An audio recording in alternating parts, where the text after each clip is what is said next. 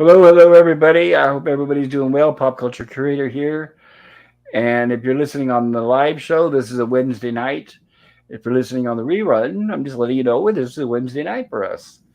And I hope you enjoyed tonight's stream. It's Wednesday, so we're going to be doing two episodes of Gilligan's Island. And we're in season two now. And first of all, I wanted to say I see Basil Battle Dragon stop by the chat at some point. So thank you, Basil, for coming on in. I really appreciate that. I hope you guys have a great time tonight. We'll try to get through these two episodes relatively quickly because I know some of you guys have different time zones and you need to get to bed for work tomorrow.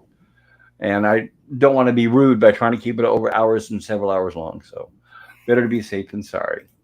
And Gorilla, how are you doing today? I'm doing all right. The second episode, I'm kind of conflicted on, and I kind of had some issue. I had a little bit of an issue on part of that, but we'll talk about that when we get there. Oh, okay. Well, tonight we're going to be covering, like I said, episodes, and we're on season two. And the first one we'll be doing is episode 7 called Castaways Pictures Presents. And it premiered on November. Too many ands. I got to stop doing that. I don't want to keep repeating the word and. Yeah. It premiered on November 4th, 1965. Is that right? 65 or 66? I guess it says 65. Let me confirm that, everybody. That is correct. Yep, 1965. Oh, that's right. I was thinking. Well, never mind. Sorry, disregard that. Okay, so let me get my. Oh, now the phone starts. What a surprise! And hey there, Euler. Welcome. Let me shut my phone. Hey, Euler, great. Good to see you. I'm glad you could join us. I think we're gonna have a great time tonight. There. I shut my phone up. Oops, I'm at the beginning here. By the way, everybody, excuse me just a second.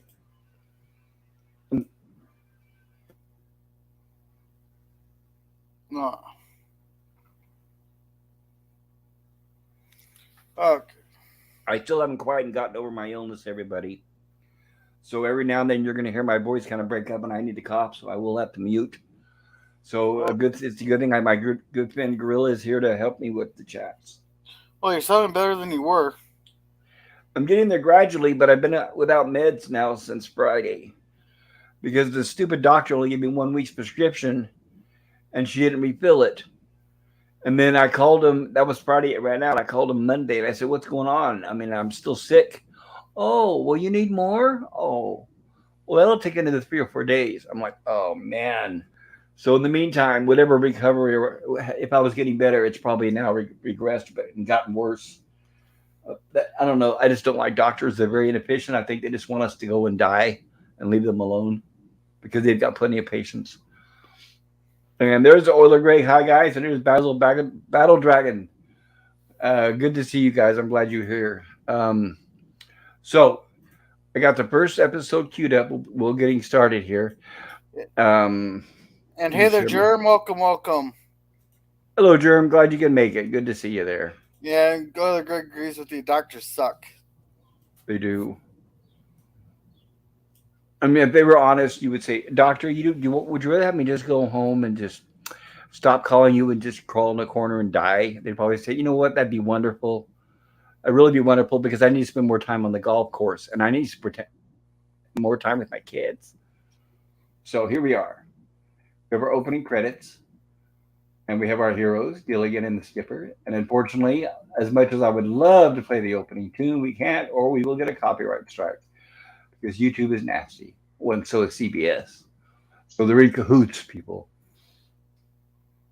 And we got our introduction of our castaways here on Gilligan's Island. And we open with apparently they have a raft here, which I guess it's not big enough for them to go and try to get rescued on, but it's big enough for Gilligan to go out and look for boats. Yeah, and we're getting okay. Oops. We're not going to it. Okay. And by the way, I wanted to mention too, if you look on the other side of the lagoon, there where all the trees are, and if you look way in the distance, there's like a big mountain. In between these trees and that mountain is like Los Angeles, freeways, buildings, and everything. But fortunately, this was back in the '60s, so there weren't a lot of tall buildings. Right now, if you had a camera standing there looking that exact same direction, you would see a bunch of skyscrapers. Now, you got subtitles on? Oops, thank you. Thank you, thank you. And we are on episode 7. I hope I got the right subtitles. I think we're on episode 7. Yeah. Okay. Thank you for reminding me. So once Yep. again, we're directed by the wonderful Jack Arnold. Yep, this is the right subtitles. And we have Skip Gilligan all excited. Did you have something you want to say? Now, when you first seen the scene here, did you predict exactly what it was that Gilligan was seeing there? Exactly what was going to happen? Well, uh, I don't know. I guess we could talk about it before the scene comes up. Yeah, when it But comes up, yeah. Well, it's the same. It's all the same scene here. We're going to get to it in the next couple slides. There, where he goes, yeah. "I found a boat. I found a boat there." Then also he goes, "It's out there." Then he points down. Like I was like, I knew that was coming, because he's in the middle. It's not like he's in the ocean there. He's in the lagoon. So I knew something was up there. Okay, gotcha. So Gilligan gets off the raft and says, "Where is everybody?" And he's yelling, and he's yelling for the skipper and the professor. And he says, "I saw a ship." Of course, they're like, "What's he yelling about?" As they're going about doing their work, I guess, collecting water. And skipper says something about he saw a ship. And then suddenly they think about it and they realize. And Skipper runs in between these two trees, which breaks the stick, unfortunately. Could you hear that? Hear what? Hopefully not. The stick break? Hopefully not. Usually No, there's I no didn't hear nothing. sound. There shouldn't. Good. Usually there's no sound, but I thought I heard it. Yeah. Probably my it's probably my computer. I'm gonna hit the volume, mute the volume real quick just to make sure that I don't hear anything. Yeah. And There Oil we go. Greg's thing in a 3-hour tour, the longest 3-hour tour of their lives. Right, 3 hour tour that turns out to 20 years, 15 I thought it was years. 50. Yeah, I was gonna say 50. So here we have Skipper and Professor running to the lagoon. Where is it, Gilligan? Where? And of course they're all excited and they keep asking him where, and he's looking and they said, "Look, I don't know how they expect to see anything past those trees." So that right there really doesn't make a lot of sense. Because you think the first thing Gilligan would say is over on the other side of the trees. You have to go out on the other side of the trees to see it if it's out in the ocean. But oh well. That's why I knew something was up. Well, I was thinking if it's in the lagoon, it's got to be very small because the lagoon. Well, they've never established how deep the lagoon is on the TV show, but in real life, it was only 4 feet deep. So I keep thinking if there's anything in that lagoon, it's got to be real small. Yeah, where Bazil says that the tiny ship was tossed. Yes, it was. And now's where he's pointing at to the left, and he says straight down. And they said, "Oh, Gilligan, how far down was she?" And he says, "I mean, how many feet?" And Gilligan says, "We don't say feet. We say in nautical terms, we say feet. We don't say feet. We say Phantom. fathoms. Fathoms." And he says, "I don't know about 15 feet." Anyway, we're skipping jokes here, so I'm not going to read the text exactly. Yeah. But there's Uh, like a little play of words going on there between the professor and Gilligan. Yeah, if there's any time for a skipper hat smack, that would have been it. Well, and here's where Gilligan says it only has a hole about the size of a 10-pound rutabaga. Yeah. And Skipper says, "What is a rutabaga?" And Gilligan says, "You sliced up, put onions and butter." And he said, "My Aunt Martha could take a rutabaga." He said, "For goodness sakes, we got to check out this hole." Yeah, I don't even know what a rutabaga is. It's a plant. I think I had it when I was a kid. Yeah. Yes, Gilligan, your discovery of this. Go ahead. I was going to read the chat here. All right, thank you. It says, and the minnow would be lost. Basil.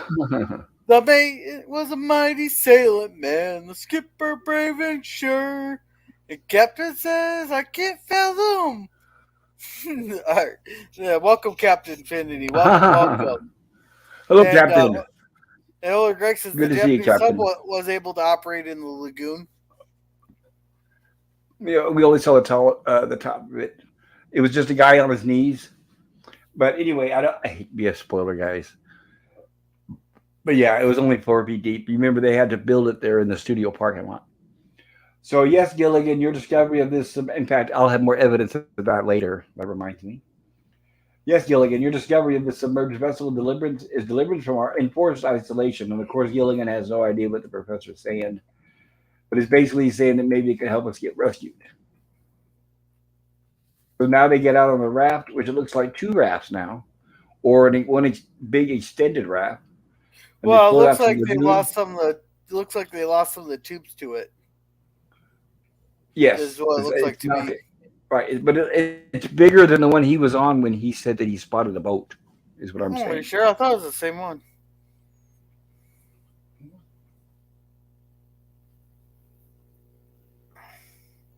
Oh yeah, I guess maybe it is. It's just from this angle, it looks smaller. Thank you. Okay. So now we have Skipper and Gilligan diving down to take a look at the ship. And if you'll notice that Skipper's goggles are full of water, which means they weren't really doing him much good down there if they were full of water. But oh well. And he says the starboard side is the bigger problem. There isn't a starboard side, so it's only half a boat. And he said, well, for that helping us, it's going to be out of the question. He said, but while I was down there, I looked into the hold, and there's a couple of big boxes that maybe we can salvage. Now they look like they're still in the lagoon there. So I wonder if the boat's big enough there that they're able to carry boxes and all that that have passengers and all that. How did it get into the lagoon? Well, the lagoon's supposed to lead out to the ocean. It's just they never established exactly how deep it is. Because remember, we've had tribal members come in, we've had the Japanese Yeah, sub come in. they must have So a wide supposedly, channel to it yeah, then. it's supposed to wrap around and then lead out to the ocean supposedly. Yeah. So now they're talking about there's two crates down there, and there might be something good in there.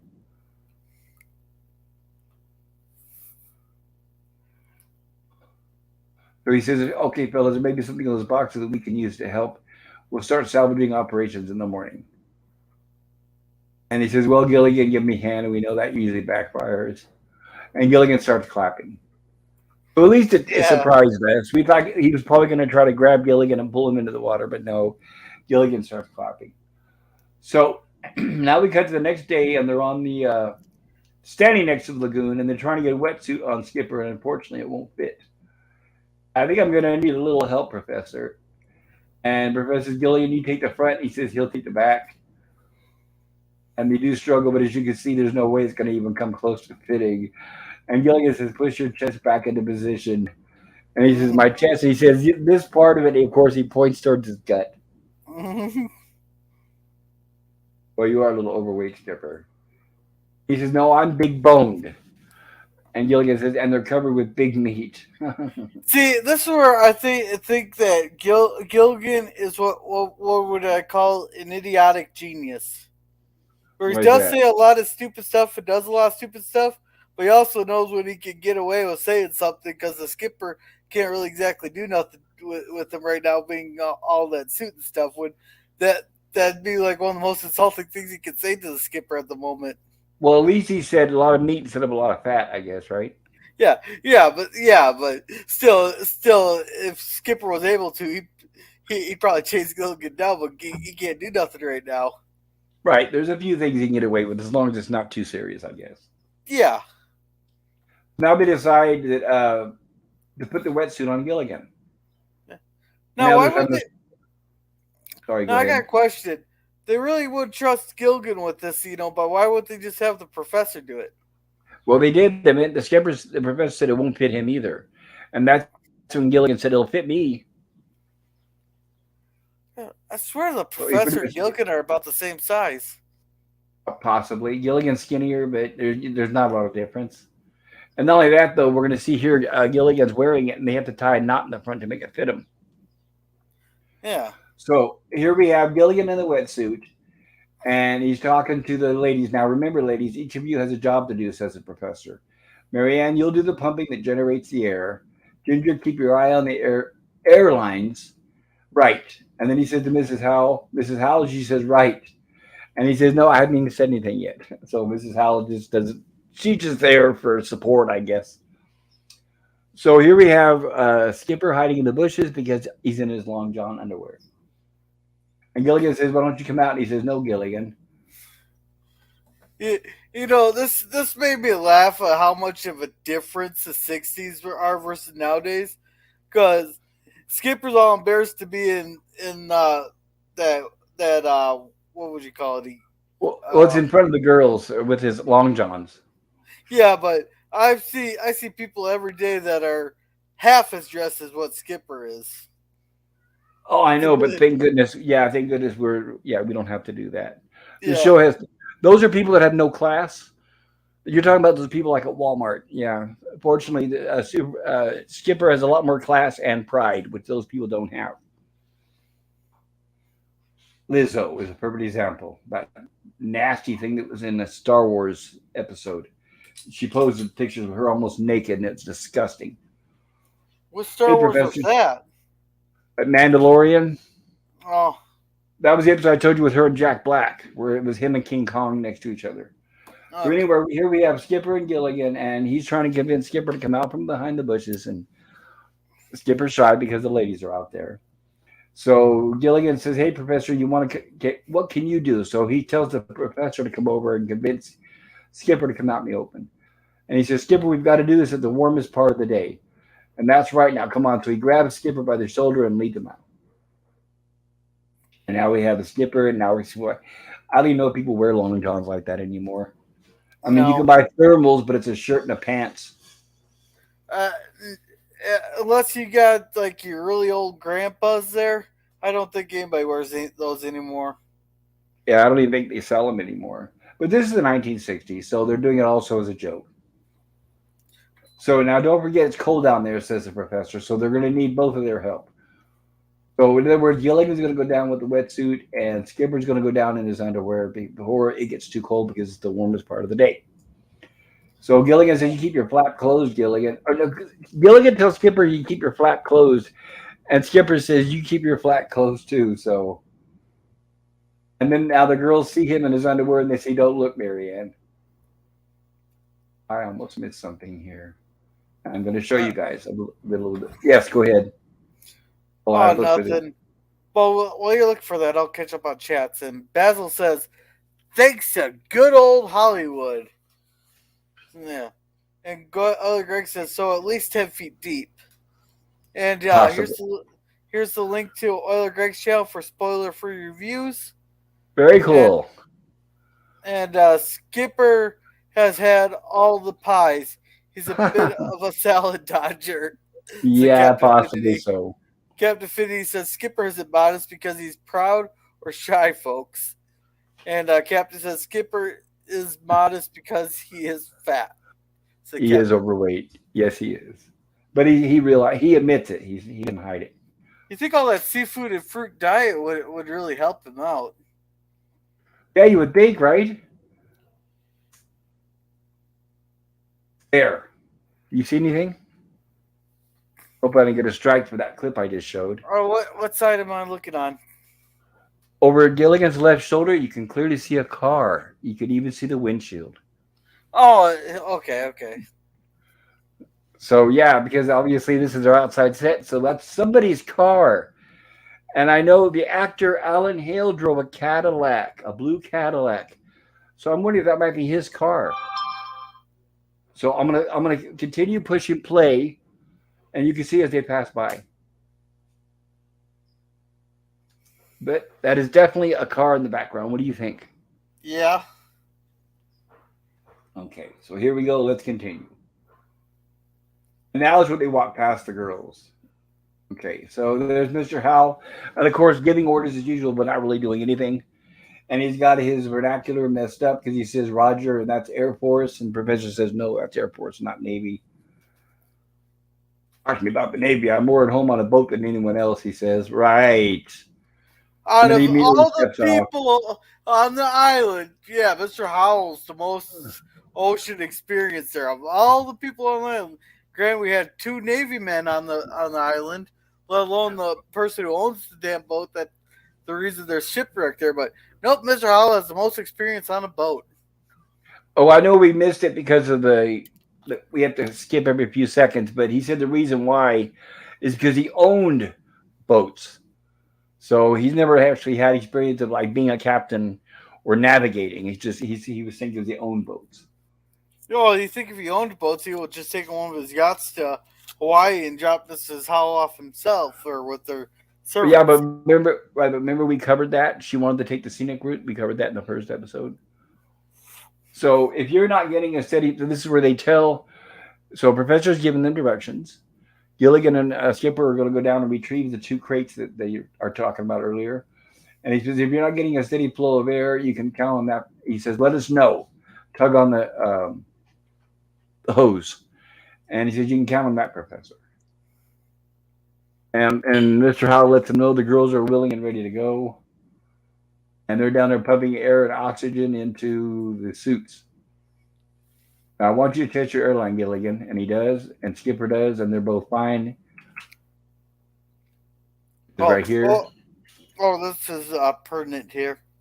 Oiler Uh says, "Howl overboard!" huh. Yes.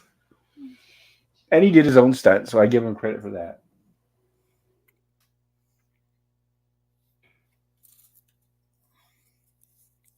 And of course, Mr. Howell, I hope he finished before cocktail time.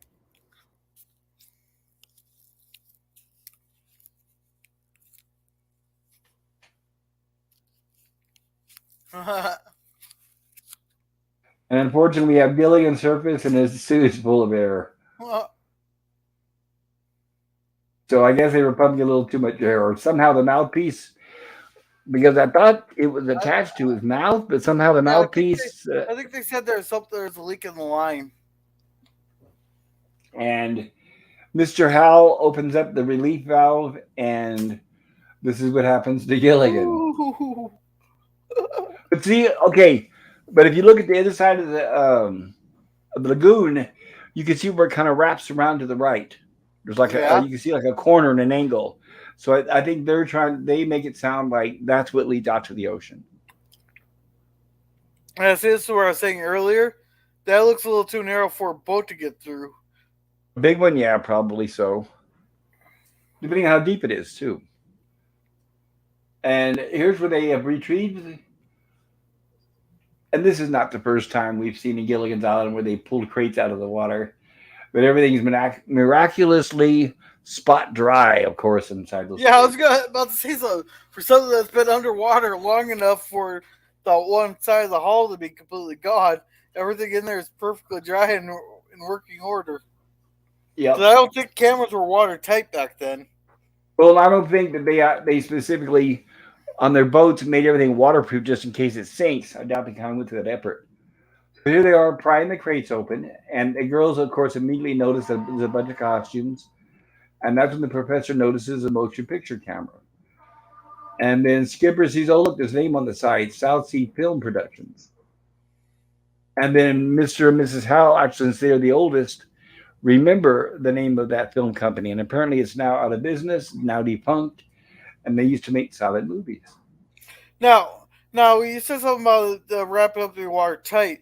They might have done that to protect the equipment in case, like, there's like if they ran into a storm or something, some water got into the hold Well, there to water protect the equipment. you can make it water resistant, but I don't know if they would do watertight, but I guess it's possible. Well, just in case to protect, because the equipment, I'm guessing, is pretty damn expensive back then. Aside the cameras and stuff, so they probably could have probably wrapped up the stuff just to make sure that it was that in case any water did get into the hole, it would not wreck the equipment. That is possible. Well, one thing's definite is this is supposed to be the 1960s, and that film is supposed to be silver nitrite, and there's no way it would have lasted that long. But oh well, that's How just a long little did film like nitpicking. that usually last? Within a year, you have to use it. It had a date on it. Oh, Not a bad tax dodge either. They're talking about. Okay, this is a silent picture equipment, says the professor. I just love those little silent pictures and those marvelous silent picture stars. Oh look, darling, there's Theta Barra. So there's we have Ginger immediately taking advantage of the costumes and doing her posing, and Marianne there, and there's little Mary Pickford.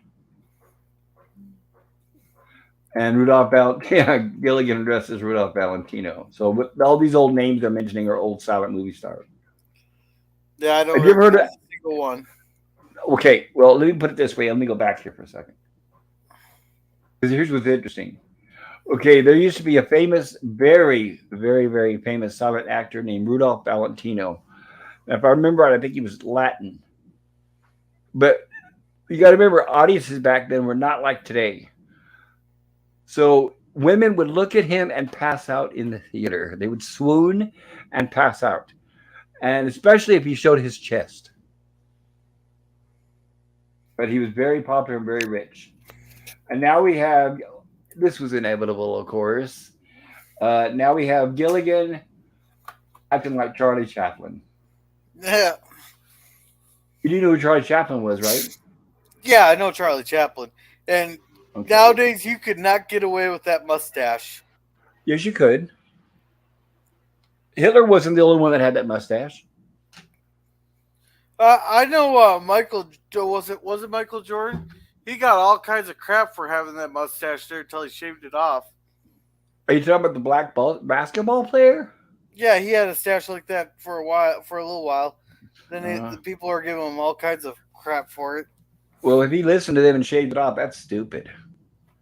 That mustache has been around for a lot longer than before Hitler. If people look at that and just immediately identify with Hitler, then that just means they don't have any experience with history. Is what that means. Well, it's the iconic look of Hitler that there. That's the kind of Well, the iconic look. well, okay, but all right. Look at that tie that Gilligan's wearing. Would you say if you look at a black tie, every time you see it, you look at Charlie Chaplin? No, that's what I'm saying. Look at that black hat he's wearing. Just because he's wearing a black hat, you think every time people see a Well, black hat, they're going to say Charlie Chaplin? No. It's only up to the person if they have no experience in history. If they look at it, and you can even ask them, say, who else has that kind of mustache besides Hitler? I don't know. Because that's all they know is that's all they focus on. And that's really sad. It just shows that people don't have experience with history. But anyway, so now we have, hey, Skipper, we can have some fun with these costumes, says Gilligan. And Skipper reminds him, we're here to get off the island. It's just too bad we couldn't find something we could use. And then the professor, of course, has an idea. We could use this to get ourselves rescued. If you'll all gather around, let me try to explain. And of course, we cut to a later scene after he explains. So they decide that they're going to film a silent movie showing them getting lost in the island, and they're hoping that they can send it to on a raft, and then somebody will find it and come and rescue them. So we have Mr. Howell as the director, and we have Professor as the cameraman.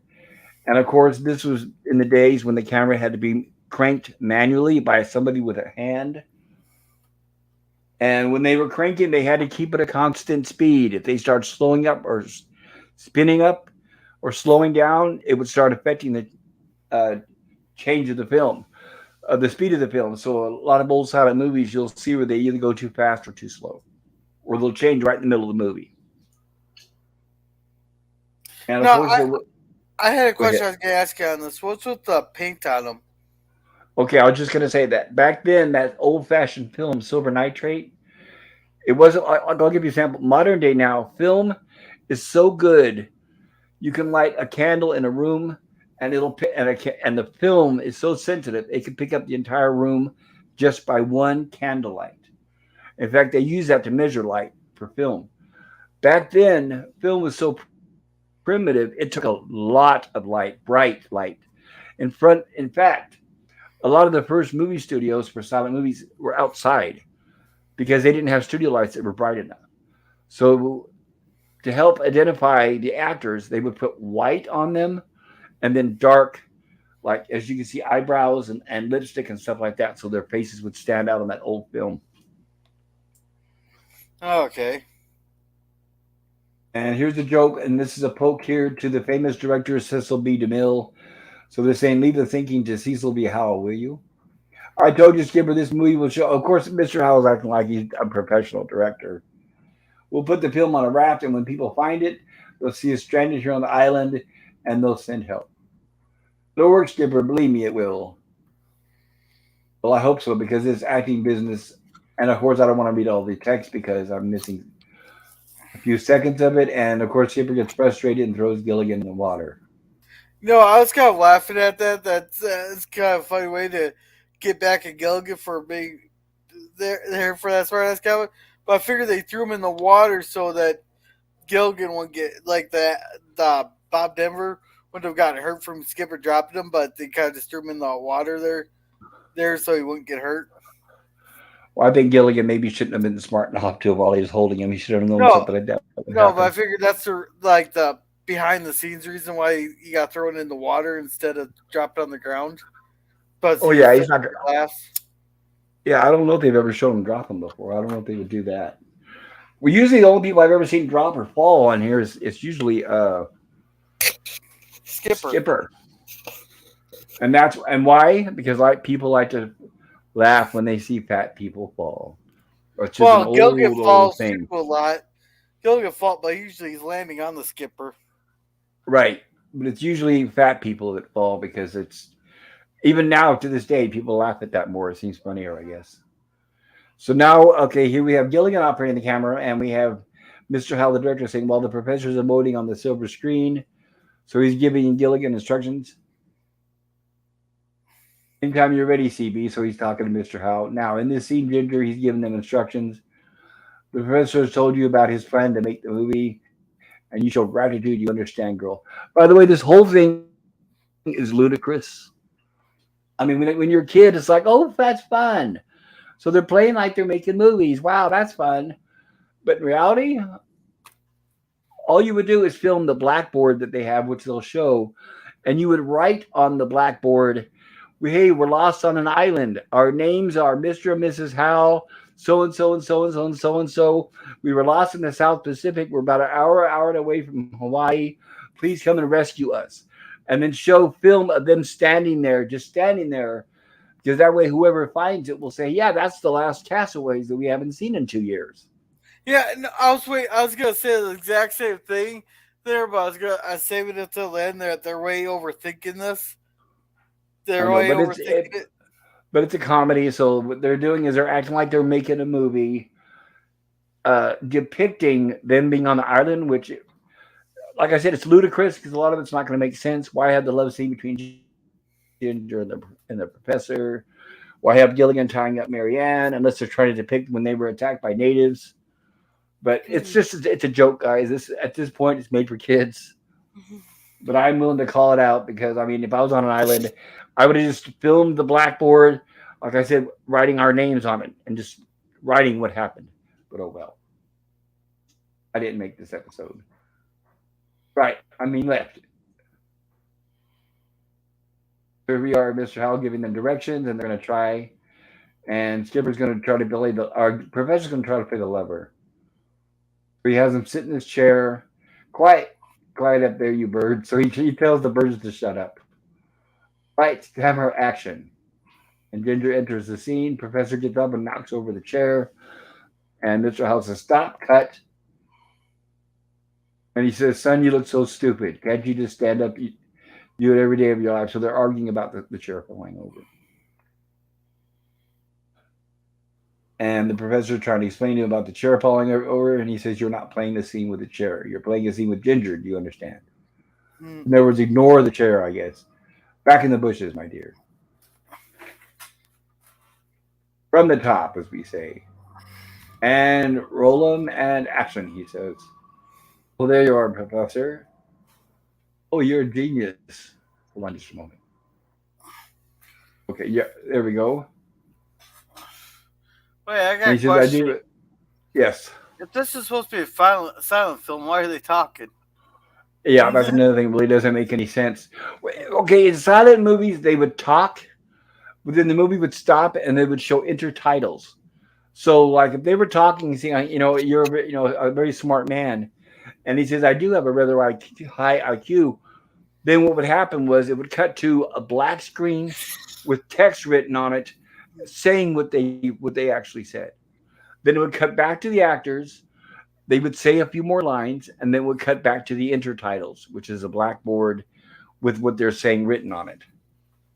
And H.M. Parrott was the famous guy who used to do the old Laurel and Hardy and Buster Keaton movies and all that. parole period, something like that. Necessity is the mother of invention. Another thing too with silent movies is look directly at the camera when you're going to talk, so the audience can try to match your lips with whatever the titles are going to say. But oh well. There must be some way I can thank you, she says, and Gilligan cranks away with the camera.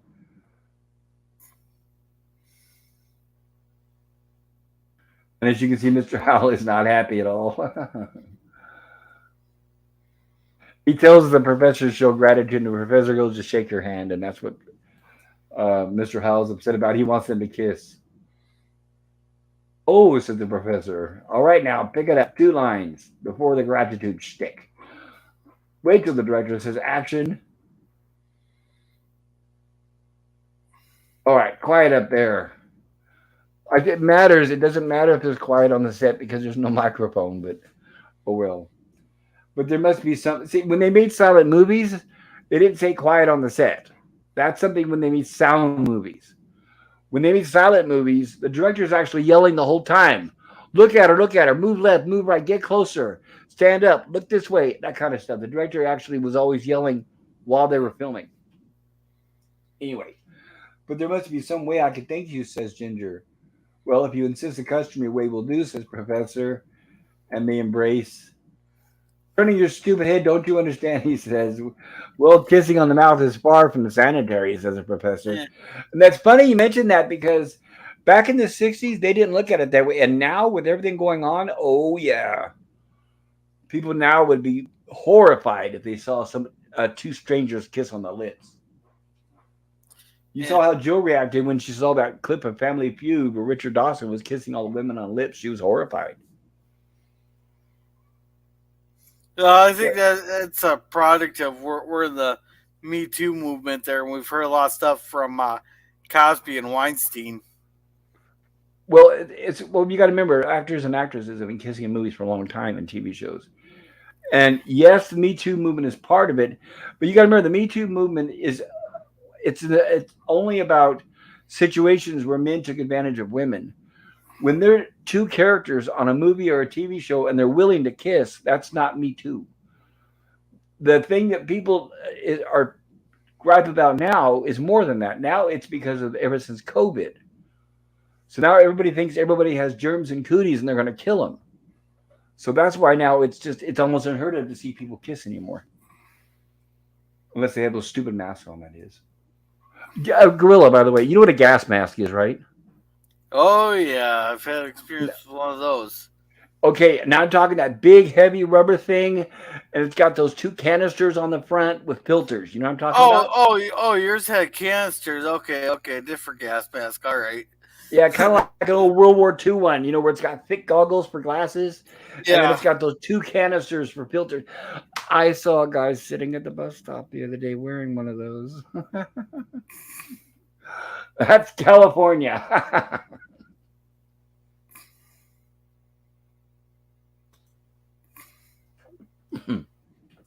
I remember I laughed. That was the first time I'd laughed in a while. And I laughed for a while. I laughed for almost an hour. And you could tell he didn't know what he was doing because anybody who has a half a brain knows that those filters are only good for like 5 or 10 minutes. So, and I didn't see him carrying a backpack full of extra filters. Yeah, I thought the filters lasted a lot longer on that because didn't the get the doesn't the gas, like, especially when they're designed for the trench warfare, didn't the gas linger for a long time? The gas would linger for a long time, but I took chemical warfare training when I was in the Air Force. And if there's anybody out there that has been in the military, back me up on this if you took chemical warfare training. But they tell you that filter only lasts for 5 or 10 minutes, and you have to change it while you're in and around the gas. So what they have people do is they say, okay, get ready, and then you have to take a deep breath, hold your breath, unscrew the canisters, and then screw a new one in.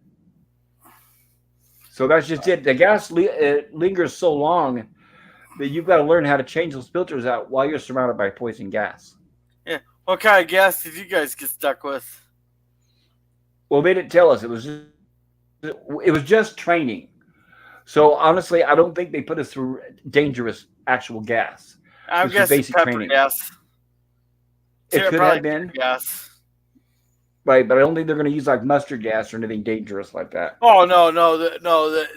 There would be too many people having a fit there, Well, yeah, because fit there's a about lot of that. people who, right? You got to remember that this was they give you instructions like 5 minutes to say, okay, here's the steps, blah, 1, 2, 3, 4. Here's how you do it.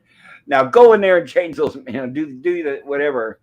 And of course, you had people fumbling around and making mistakes and not doing the canisters right and all that kind of stuff. So yeah, they're not going to take the chance. That's like we had to do in basic. Oh, I know we're getting off topic here, and I don't like this. We're fine. We're fine. We're fine. But in basic training, we had to learn how to. You got. I don't know if you ever seen in the war movies where you had to crawl on your stomach with a gun in a trench, but you had to stay really low on the ground and keep your head down. So they had us crawling under barbed wire while they were firing live bullets over our head. So if you would have stood your head up and said, who's there? What's that?" That would have been the last time you said that. Well, I think that falls under survival of the fittest. I guess it does the old Darwin Awards. All right, all right. Back on target. Back on target. Back All on right. target. So here's what we have there. Mr. Howell tells them to stop kissing and get with it. From the gratitude shtick 2 lines before. And of course, he's upset at both of them. Quiet up there, you birds. I guess the birds are making too much noise up there. Yeah, of course, Mr. Howell can't think. There must be some way I can thank you, says Ginger. And finally, they overdo it. And this seems satisfied Mr. Howell. Hmm. And Gilligan Yeah. ogling at them. Well, that sure is some kiss. It's a doozy. Gilligan, why aren't you working the camera? Gilligan standing in front of it. He's not even cranking the camera. Mhm. Might as well just get down on the table and just start doing it. Right. They're going to break the world's kissing record. Yeah. Oh, Euler Greg says, cheers. And Captain Finity says, cheers. Cheers, Ola Greg. Cheers, Captain. So, yeah, and then Mr. Howell says they're going to break the world record. And Gilligan says, yeah, held by Skinny Mulligan and Florence Oppenheimer. 6 hours, 12 minutes, and 13 seconds. And he said, well, how could anyone possibly kiss that long? Well, it's easy. They were chewing bubblegum and the braces locked. So now we cut to the next scene, and he tells Marianne. Now, in this scene, Marianne, I want to show basically that she's being caught by natives. Are you ready? He said, the cannibal ties me to the stake. She's going over the instructions to make sure she has it right. It scares me, and I plead for my life. And then we check over here. So now places everybody. And he mimics cannibal language, and I'm sure that would upset people these days. Because knowing the stupid liberals on Twitter, they probably see you have to have a real cannibal there. All right, camera, lights, quiet up there. I'm still talking to those birds. And let's have action, action. So here I go gathering nuts and mace as Marianne is singing along, and she's got a basket of fruit. And I'll say the cannibal jumps out from behind her, which is of course Gilligan. And he's supposed to scare her, but he just says boo. And that upsets Mr. Howell, gets up and says, you're supposed to be a crazy savage. Terrifying, a real good strike. Now back to your respectives. That's it, ready. So they're trying it again. Light, camera, action. And now he's a little bit louder and he scares her. She drops the fruit. And Gilligan starts picking him up. Gilligan, my boy, forget the fruit. But it's our dessert, said Gilligan. And of course, that does not make Mr. Howell very happy. And he's yelling instructions, menace her.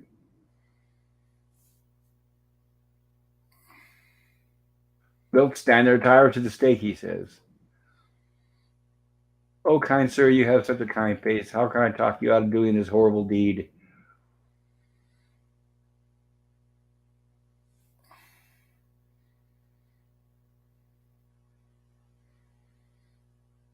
Be grateful to the silent picture. I guess that's supposed to be an SOS on Gilligan's back. But of course, it's backwards. 202. Oh, And now they got the. Now, this is what I was talking about earlier with the blackboard. This is where I would just write on the blackboard, hey, we're marooned on an island. My name is so and so and so and so.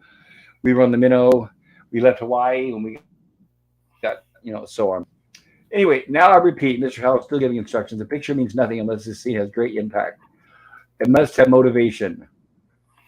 Never mind all that static, Mr. Howell. All I want to do is show the approximate location of our island. Okay. And Gilligan, of course, gets in the way and just stands there for no reason. He says, "What are you doing?" "I'm just standing." "You can't talk to my little buddy like that." When he tells him to move out of the way. "I'm the director. I'll talk to anyone that I please." "All right, are you ready, cameraman?" As we say, camera, roll on action. And the skipper is verbally talking to the camera, which won't do much good for a silent movie, but oh well. So he starts Yeah, pointing at those little tiny islands and says, "This is Hawaii." yeah. You want to say And, something? Go ahead. yeah, hey there, Phantom Boomer. Welcome, welcome. Hello, Phantom Boomer. Good to see you there. Wow, we're getting a great turnout. I really appreciate you guys coming and visiting us tonight. So Mr. Howell's yelling, "Cut, cut, cut." And he says, "Show some joy of the impending voyage. You don't know we're going to have a terrible storm and a shipwreck." God, he's telling them to act. And he said, "This is Hawaii," and then the storm. And of course, he immediately interrupts. Well, if you want, interrupts him. It says, "If you want people to find us, you've got to give them a universal starting point." So he marks an X right in the middle of the country. That's the only shrine my friends know, Fort Knox. So he tries to point out Fort Knox. And Mr. Howell, we are wasting film, says the professor. "You're so right. Keep rolling." And Ginger runs up and marks off a big X across California and says, "Hollywood." And she says, "Yes, for 10% my agent will swim down here personally." And of course, Marianne cuts in and says, "We ought to start with the nation's capital, Washington, D.C." And Mr. Howell says, "No one would ever film there. We started from Hawaii." And now they're all arguing. If Lana Turner was discovered in a soda fountain, he says, "I can be discovered here." Now listen, we must point the camera this way. And then Professor tells Gilligan to operate the camera while he goes over there and starts arguing with everybody. And Mrs. Howell immediately comes out and gets Gilligan's attention and says, "No, no, look at me." And says, "I want to send a few pictures." It sounds like a chat room, doesn't it? "No, no, look at me, look at me." "I want to send a few pictures to Princess Grace." Hello. Wow, Princess Grace was still alive then. Uh, that was the famous actress Grace Kelly. If anybody has seen her, like in, for example, she did a lot of great Hollywood movies. Very beautiful blonde woman. But I know one of the great ones is Alfred Hitchcock's Rear Window, and she married Prince Rainier, and she ended up dying, unfortunately, at a fairly young age in a car accident. So hello, Prince Rainier, and all you darling children. And of course, they're yelling at Gilligan. "Gilligan, turn that camera right back here." And now they're all arguing at the same time, trying to get the attention. But unfortunately, the tripod under the camera is starting to collapse. And Gilligan keeps cranking, and they keep going lower and lower. So finally, I guess their movie is complete. And it looks like the crate also included a projector, thank goodness. And Gilligan, at least they do show, because people would ask, well, how are they getting power to power all this stuff? They do show Gilligan pumping a generator. And now, so I'd like to explain something that basically he's telling them there's going to be problems with the film.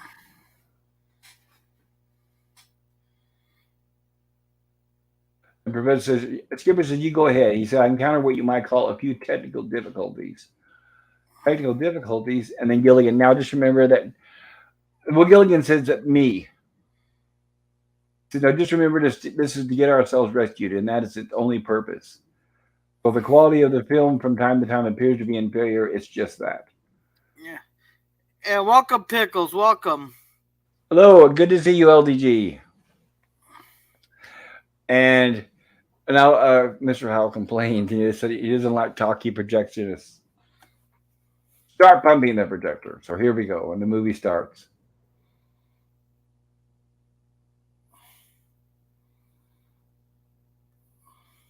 And I don't know why, but they put in the sound effect of a gong when Gilligan hits it, even though it's supposed to be a silent movie, but oh well. See, this is what they should have done the whole time. We are lost on an island. We are the crew of the SS Minnow, but oh well.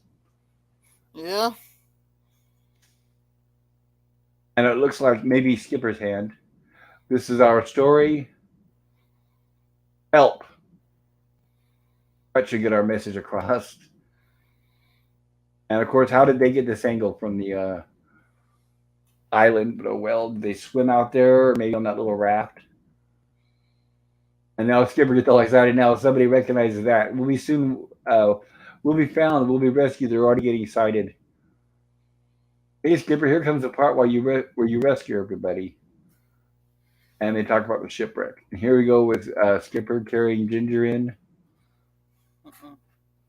Now, did they have some like background music that I thought I heard? I was wondering how the hell they managed to do that. Yeah, they were playing background music during this scene. And as we all know, that there would be no background music. In fact, when they had silent movies, they had a live orchestra that was actually playing music either next to the screen or down in a pit below the screen. Oh, was it? Okay, I was wondering like because I've seen a lot of like I've seen a couple of silent movies that they have like they did like the standard like it sounds like a piano music, as in the background there. And Yes. I was like, how, if it's supposed to be a silent film, how did they got the sound on there? Well, what's interesting is a lot of the silent movies, they had really good music. Like I said, some of them had an entire orchestra playing along with the movie in sync with the movie. But unfortunately, that was never recorded because it was a silent movie. So later on, when they decided to convert a lot of those silent movies to sound, they just hired one person and said, "Okay, sit on that piano and just pump a few tunes here during the movies." So when you hear music in a lot of those silent movies, that was not the original music, not the original intention. So it's like a really big deal when they restore, whenever they come across those old silent movies like Metropolis and Nosferatu, they actually go through the effort of restoring the actual orchestra music. So here we have where the film is unfortunately going through the gate of the projector upside down.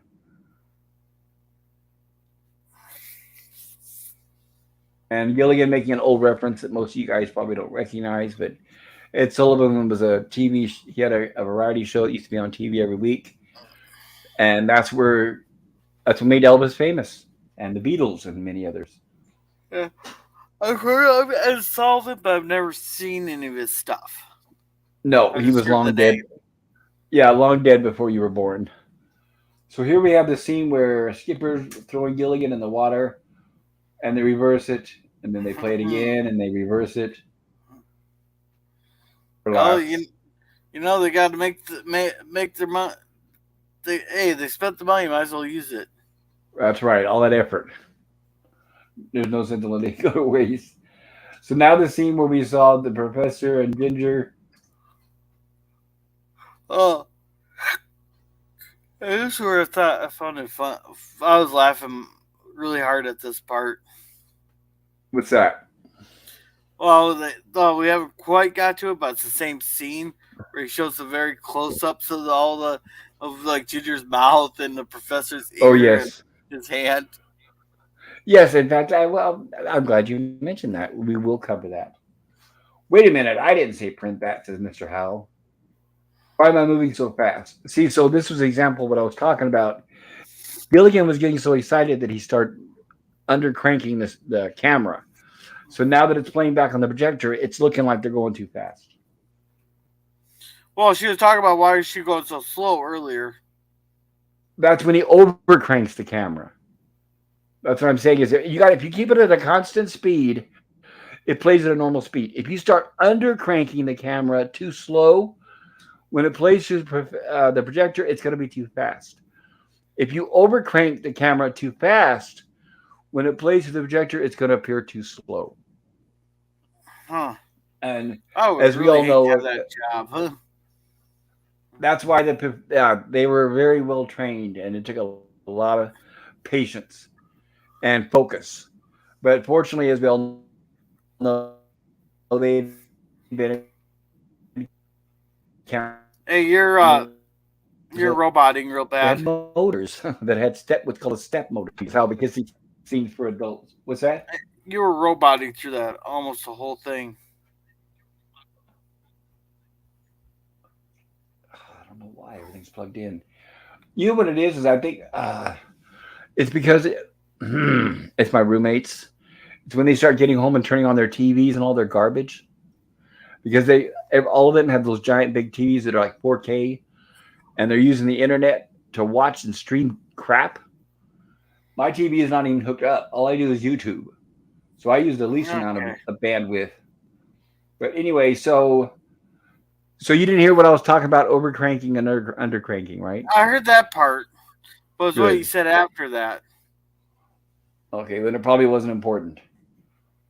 After that is when I said then they finally invented motors, what's called a step motor for movie cameras, where it the speed was controlled by a machine, obviously, which kept it in sync. That's probably the part you didn't hear. So, Okay. and Mr. Howell's making jokes insulting the movie. Okay, now here is basically Gilligan was messing around with the camera and he was zooming in too close. But anybody who has known, I'll make this. I don't like going off on tangents, We're fine. We're but fine. We're going at a pretty good pace here. yeah, I know. But we're already an hour in. But anyway, I've got to explain this. Okay, so anybody knows that if you're at a movie theater, that it's widescreen. In fact, some movies were even it was called aspect ratio. Some movies were even wider than others. Like if you saw like Ben Hur, the Ten Commandments, it was like super wide. But when they converted a lot of those movies to television, which was a square 4 by 3, they would do what's called pan and scan, where they would just zoom into certain parts of the picture. And it was especially bad with the old Italian movies. Anybody who has seen the old Italian movies, they would zoom in because whoever was doing the pan and scan didn't care. And they would zoom in just like we're seeing right here on the mouth or the eye and all that kind of random stuff. So it mostly happened in the old Italian movies. Of course, they're confused. And it was out of frame. Whose whose ear is that? I think it's mine. Now was where the film superimposed, and the only way you could do this is if you run it through the camera, expose it, film something, take it out of the camera, and then run it through the camera again and expose it again. So at some point, I guess they did that while they were filming the movie, Check and see how much film they had left. possibly. And the whole thing now you have to take when you take it out. When you take it out of the camera, remember it cannot be exposed to light. So when you take out the camera, you have to do it in a dark room.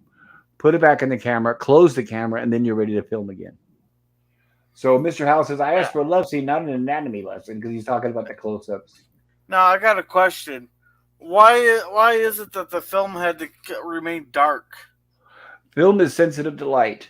So a camera, like let's just say, a movie camera or a camera that goes click, click, when the shutter opens, it's letting in light, and the light is what forms a picture on the film. The darker that whatever it sees, the darker it is, the darker it'll be on the film. The lighter it is, the lighter it'll be on the film. That's what I was mentioning earlier, that the older films, they had to have a lot more light in order to expose them.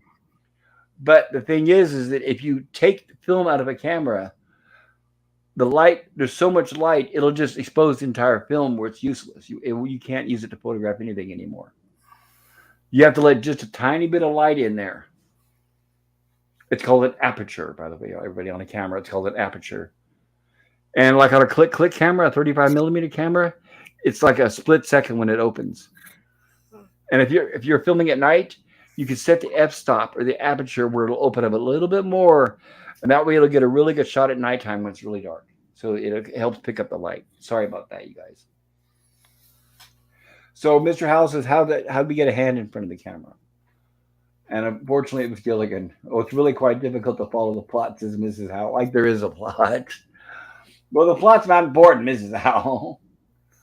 Yeah, like that part that's coming up now. Of course, now Gilligan's excited because it's him and Marianne.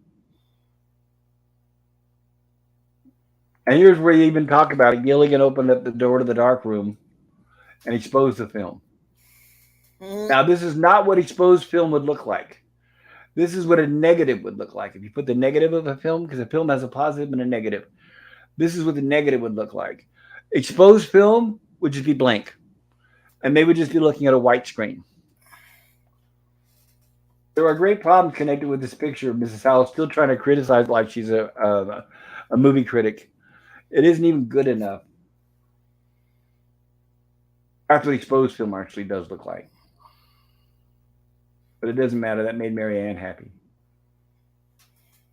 Well, here comes the part. And Mr. Howell on the film arguing with Skipper, of course.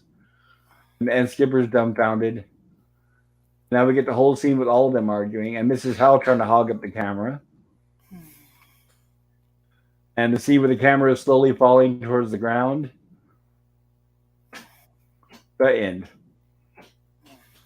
Well, that's the end, all right, and it's awful, says Skipper. The professor says, please, now listen, everyone. The main purpose of this film is to get ourselves rescued. Now he says, I'll get this all nice and wrapped up real airtight. Let me see it again. I love a picture where I know the ending. So they put the picture, they wrap it up airtight, the film, send it out on a raft, and we immediately cut to where apparently it's been found. And we listen to the radio announcer. He says, in Saturday's game, the Slippery Rock teachers squeaked by the Polytech Institute. Excuse me a second. Yeah, and welcome PvP, welcome. He says, I believe the light hitting the film creates a chemical reaction. Interesting. Thank you. Yes, that is true. So the announcer continues, squeaked by the Polytech Institute to a crucial win of 93 to nothing. That doesn't sound very close. Anyway, we're listening to the news. Oh, on that mysterious film washed ashore on a raft. Did you hear that? They found our film, says the skipper. Of course, Ginger, my career, I'm ruined. This film, made by unknowns, was the unanimous choice for first prize in a state at the Cannes Film Festival. Is what they're talking about, which is a famous movie festival, and it's highly unlikely that that movie would win. But oh well, this is a comedy. The statement released today, the film is described as a work of genius. Particularly effective were the numerous blacked out scenes. They really liked the scene where they couldn't see anything, where the audience was left to use its imagination. The committee is quite certain the film is either the work of the Swedish master Ingmar Bergman or that Italian genius Vittorio De Sica. Or possibly it was a combined effort of both, says Mr. Howell, or them. Go ahead. Now, you think when someone was watching that, especially at the film festivals there, someone would have recognized Ginger or even the Howells in there. Right. Well, it would have been Ginger and the Howells. You figure would be recognized, right? Yeah. Like I don't know how big of I don't know how big of an actress Ginger was, but she did mention that she made a movie with Rock Hudson. Yeah. So it's possible. I can see I'm not recognizing the Professor, Skipper, or Gilligan. Gilligan, right? Or Mary Ann. But someone should have probably recognized Ginger there, or the Howells or Richard probably have quite a few pictures of them taken. I agree.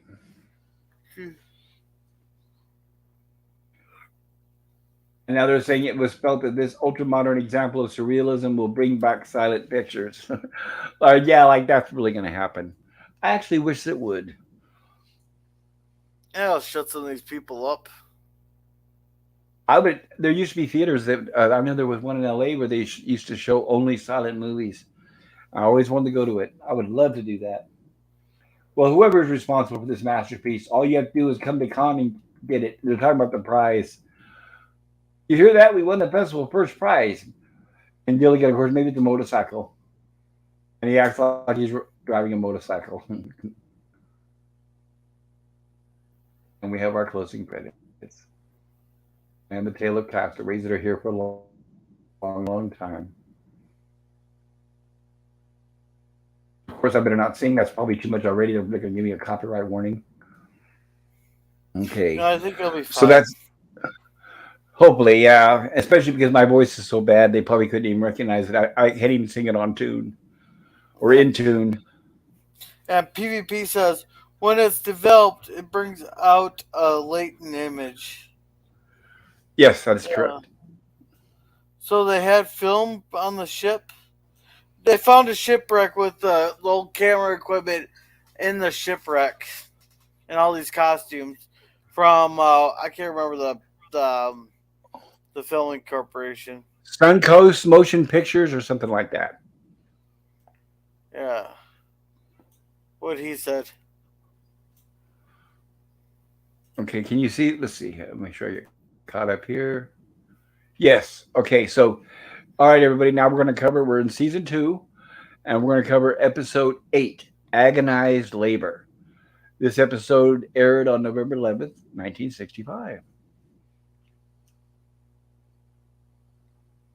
And this is the episode you said you have a few problems with, right, Gorilla? You're going to bring up when we get there? Yeah. Okay. Yeah. It's mostly the messaging, or not the messaging. Well, one of the joke, like the main joke of the thing. The running joke? Okay. Not well, it's not really a running joke, but I would have done it way differently based on the topic. Okay. And we have our opening titles and credits and introductions. And we open up outside the hut of Skipper and Gilligan. And of course, once again, directed by Jack Arnold. And we have Gilligan with the radio, and apparently it's late. And he goes over, and the skipper is snoring. And he wakes up the skipper to ask if he can listen to the radio. Of course, are you asleep? And he says, not anymore. He says, can I listen to some go to sleep music? He says, yes. Good night, Gilligan. And of course, the announcer says, don't go to bed, not yet.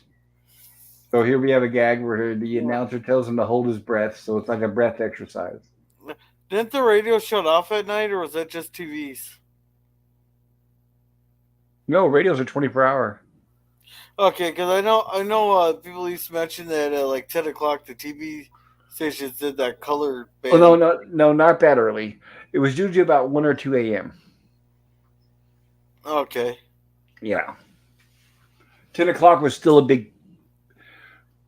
Because basically what would happen was TV had what was prime time. It started like usually at 7 o'clock or 8 o'clock. And then they would show the network programming from 7, 8 to 9, and then 10. And then 10 to 11. And the 11 o'clock channels would usually show their local news. And then after the local news, people tend to watch the late night talk shows like Johnny Carson. We didn't have the variety we had now, but basically back then people would mostly watch Johnny Carson. And then Johnny Carson would be an hour and a half. So Johnny Carson would start at 11:30 right after the news, and then it would run until around 1, and then that's when the stations, in fact, some of them even had the late show with Tom Snyder, which would run until 2, and then that's when they would sign off the air. And they would play um, they would show American flag and they would play God Bless America. Anyway, now Gilligan's doing breath exercises because the radio announcer tells him to. And he runs out of air and he falls on the skipper, who says, what are you doing? He says, I was just breathing, Skipper. Well, you stop breathing and turn that radio off, of course. So now Gilligan grabs the radio and starts to walk over to the table and says, to bring you another bulletin on the Howell Industry situation. And Skipper runs up and says, hold it. Huh? And he said, the sudden collapse of the vast Howell holdings following the report is that the entire assets of the company are virtually wiped out. Gosh, Mr. Howell, says the skipper. But Mr. Howell's broke, says Gilligan. Don't you think we should go tell him? And this is what the skipper says, not now, Gilligan, in the morning. He said, you can wake somebody in the middle of the night. He said, you can't wake somebody up in the middle of the night and tell them they're poor. But you can wake up in the middle of the night and tell them he's rich. Yeah. Here it is. I had it backwards. Skipper, yes, Gilligan. And then he says, can I listen to the radio? He says, no, will you go to bed? And Gilligan drops the radio. I'm surprised he doesn't break it. Well, things were made to last back then. Yeah, that's true, too. So here we have the next day. I was thinking, too, is Skipper is hammering on that big bamboo post. And if you look, there's a big split going up the center of it. And I'm wondering if that split was from him hammering it. Because usually you don't want to split in your posts. Yeah. But anyway, go ahead. No, but I was just gonna say, like, back they don't make things like the way they used to. I remember when I was way younger, they're back in the '90s. We had this old desk from that was sitting down there. It was a pretty old desk, and we were tearing it apart there, and we almost broke the sledgehammer trying to get that damn thing apart. Nowadays, just one little tap with the damn hammer, and the whole thing will fall apart. Yeah, and everything now is made with that pressed wood or fabric board, that horrible garbage, which Oh, is this was solid oak. yeah. So I'm saying the old ones were made out of real wood, but not anymore. It's that horrible fiber wood, and pressed wood, which is a scourge on society. I hate that. In fact, sometimes you'll buy a desk and the back is cardboard. So the frame and the desk will be pressed wood, and then the back will be a cardboard just painted the same color as the desk. It's like they make them look garbage now. It's just total crap. But anyway, Gilligan says, "Hi, Skipper. Gilligan, while I'm doing this, he says, why don't you go tell the Howells and tell them the bad news?" And he says, "What bad news?" He said, "The news last night we heard late on the radio about Mr. Howell going broke." And he goes, "Oh, yeah, yeah." And of course, he hesitates. He doesn't want to do it. Nobody wants to. And of course, Gilligan, Skipper doesn't want to either. And Gilligan says, "Well, maybe they happen to have company." And he says, "Well, stop that and get over to the Howell hut and tell them the bad news."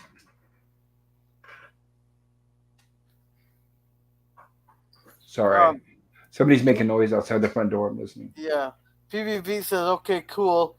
And he also says, if you want to see some great cinematography, watch Kubrick's Barry Lyndon. Barry Lyndon, yes. That was an example where he filmed the entire movie with natural lighting, no studio lights.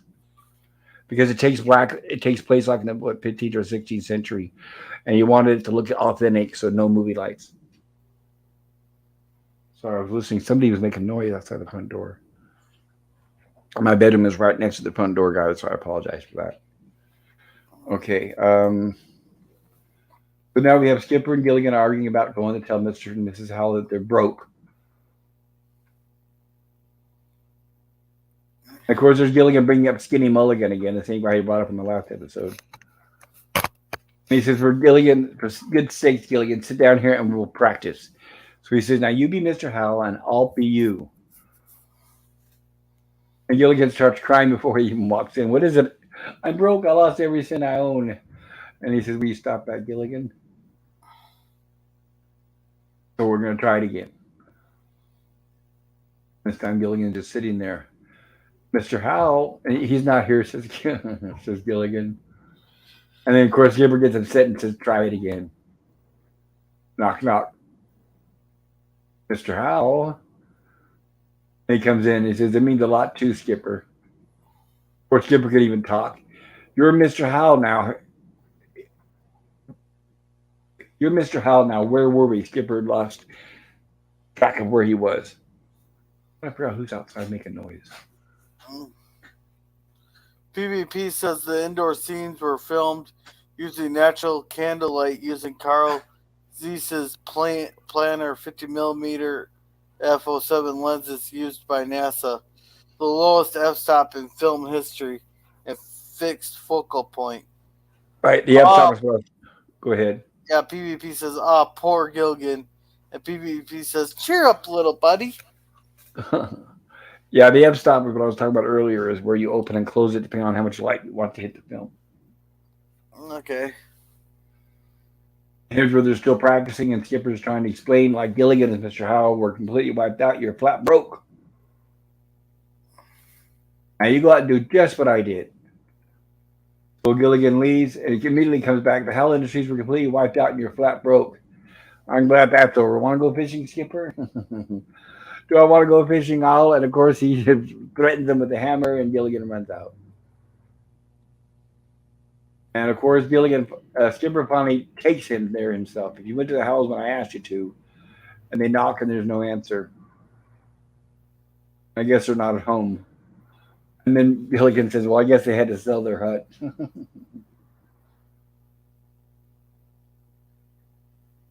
And here we have the professor, and they say, hi, Professor, hi. They're looking for the Howells, and have you seen the Howells? He says, no, I haven't, but I just noticed. Does that mean we're going to have to? So he talks about he's working on a horse there for Mr. Howell, and that one of the legs is broken. And then Gilligan says, does that mean we're going to have to shoot it? Which I don't think they shoot horses anymore. They used to, but I think now, I think vets can repair problems like that. If there's any horse owner owners out there, equestrian, please feel free to correct me. And now they're talking about if we hears all that money, and then now the professor overhears them, He got out feel that bad about his practice polo pony having a broken leg. And Professor says, "What?" And Skipper says, "Well, I'll tell you all about it. And also tell me when you find him, all right?"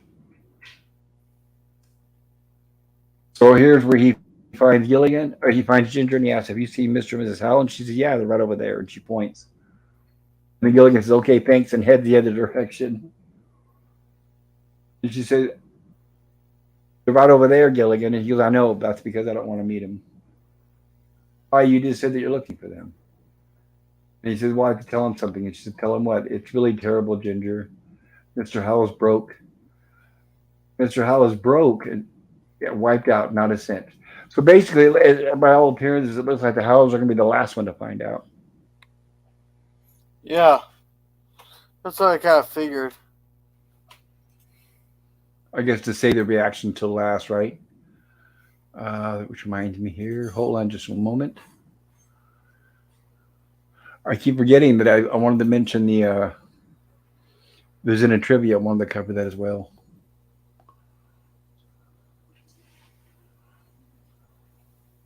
Okay, so now we have cut to the next scene, and we have Gilligan sitting on a rock. "Gilligan, I've been looking all over for you," says the skipper. "Marianne told me where the Howells are." "Well, come on, let's get this over with." So here we have the Howells sitting at the lagoon,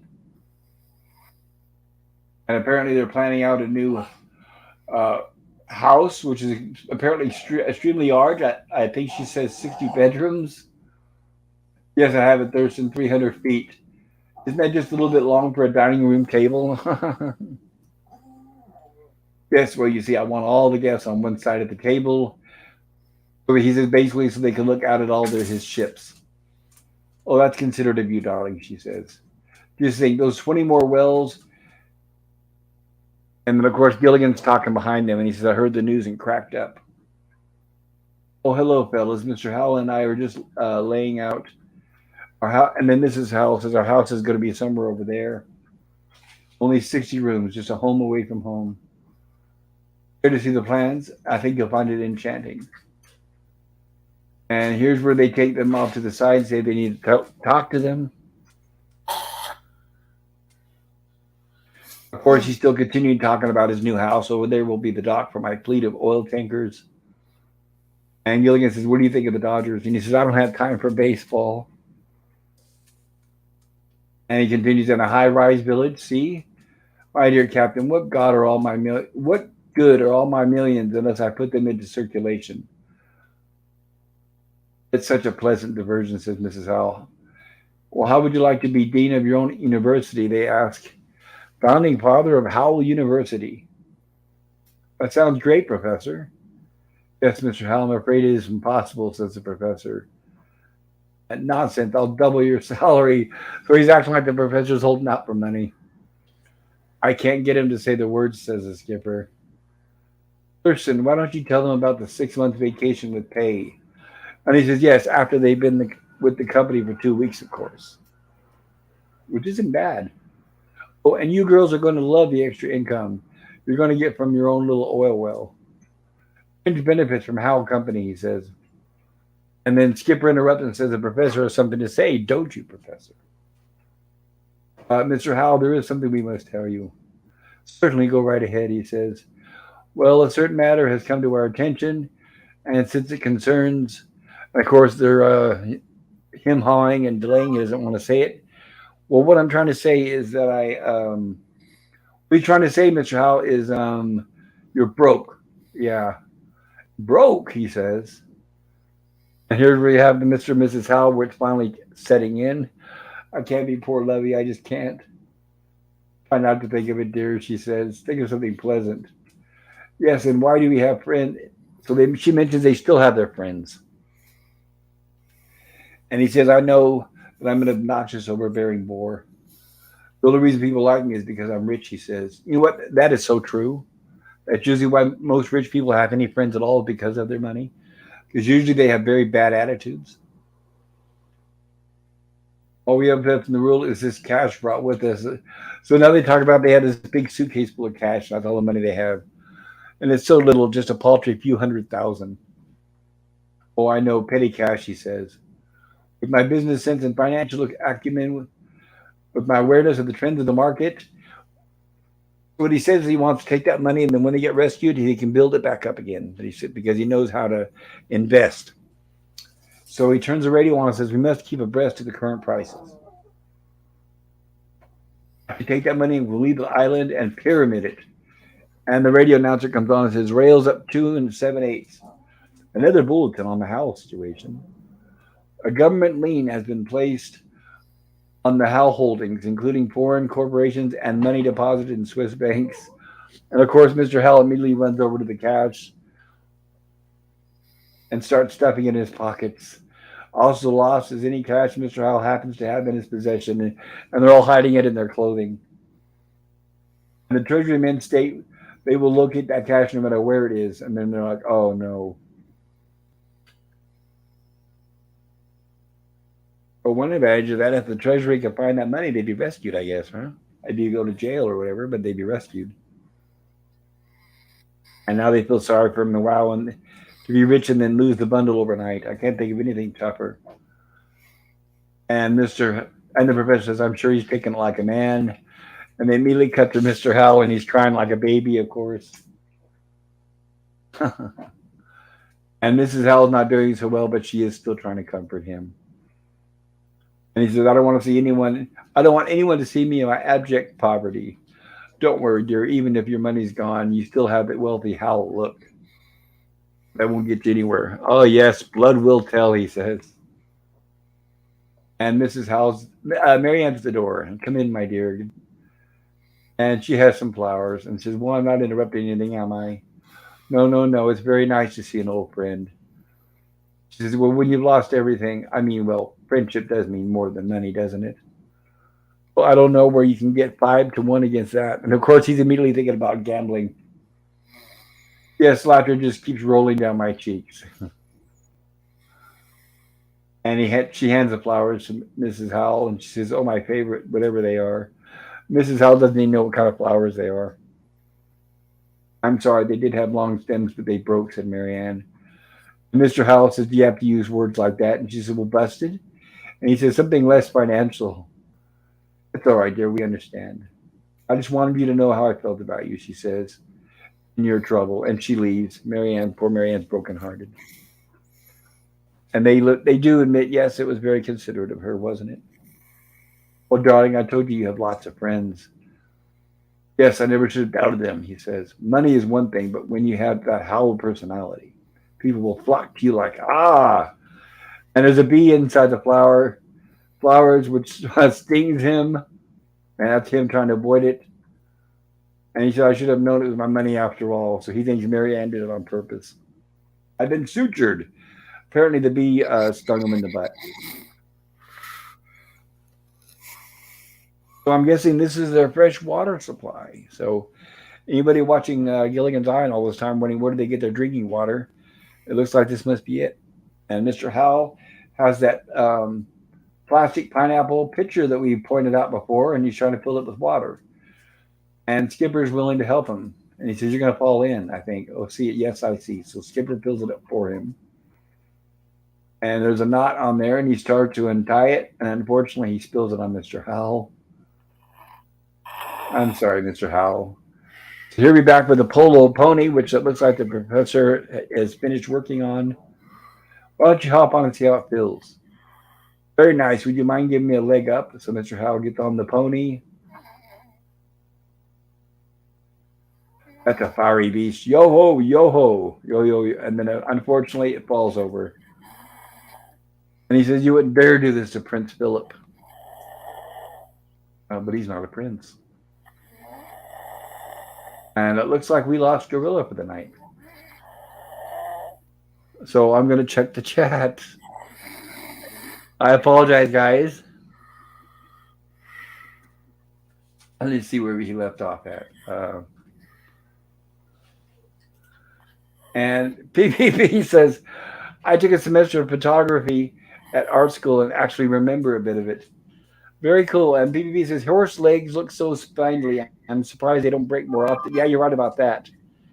And PPP says, fleet of all oil tanks. Man, this guy is filthy rich. Well, he thought he was. And you know, you're getting older when Mrs. House starts to look hot. Yeah, exactly. Rich people might think everyone is after their money, so they don't trust anyone enough to make friends. Well, right, anybody who is going to be their friends has got to be fellow rich people. Hold on just a moment here. Can I mute his? Yes. Sorry about that, guys. He can unmute if he wakes up. He knows how to do it. PBP says the professor sucks as an engineer. Yeah, you think he would be smarter than that, right? On Oleg, yes, you were right. There was some snoring going on. We'll see if he wakes up. For him, it's 10:30 at night, so I know it's 2 hours ahead of him. That's that. You guys just heard evidence of the reason why I try to keep these streams relatively short. Okay, so let's try to see if we can get through this as quick as possible. Sorry, you have to hear only my voice. If anybody wants to come up here on the panel and join me, you're welcome to. There should be a link in the chat. So here we have Gilligan fishing, and he's got Ginger with him. And here goes Mr. Howell. It looks like they're pulling in a big fish. And when they pull it back, unfortunately, it hits Mr. Howell in the face. I don't know if we can catch that part or not. Oh, we missed it. But basically, the fish hits Mr. Howell in the face, and he falls backwards. Boy, it is warm here tonight. Mr. Howell's upset, and he says, "Invasion of privacy." And they're laughing at a defrocked millionaire. All, and he's frustrated. And now we have Mrs. Howell screaming and reading a letter and screaming again. And everybody comes running. What is it, Mrs. Howell? What's the matter? Is something wrong? It's Thurston. He's gone. Oh, no. Oh, I'll get her. So they read the letter and they decide they're going to, let's see if they've done it yet. No, here's where they decide they're going to break up into 3 teams and go searching for Mr. Howell. And he says, and Skipper says, I feel if we break up into 3 searching parties, he says, Professor, you and Ginger go out and search the caves. Gilligan and I will go out by the cliffs. And he said to Mrs. Howell and Marianne, take the path down by the lagoon. So they all split up and let's go. And Mrs. Howell said the social register would never be the same without the Howell name. Of course, that's all she's thinking about. Well, oh, don't worry, Mrs. Howell. We'll find him. Dead or alive, says Gilligan. Oh, God. I mean, alive or dead. Which, of course, doesn't give her much hope. Gilligan, can't you stay away? So here we have Mr. Howell walking along, quoting Shakespeare. I'll shuffle off this mortal coil. I were only home with the conveniences. I could jump off a pile of my money. So he's looking at different ways he could end it all, I'll say. It's kind of a fairly heavy theme, considering this was a family show back then. But that's basically what he's doing without using the words. I could jump off a pile of my money, he says. A romantic palm tree on this desert isle. Perhaps I could fasten a noose. These palm fronds are so rough, he says, around his neck. If only had my cashmere sweater. Perhaps a cashmere tree somewhere on the island. Well, that's very unlikely. And here we have the professor and Ginger looking. I was just thinking, Ginger, let's not waste time. No, look, I was once in a movie with Rock Hudson, she says. And he lost all his money and he decided to kill himself. And the professor says, at the very similar situation, what did he do?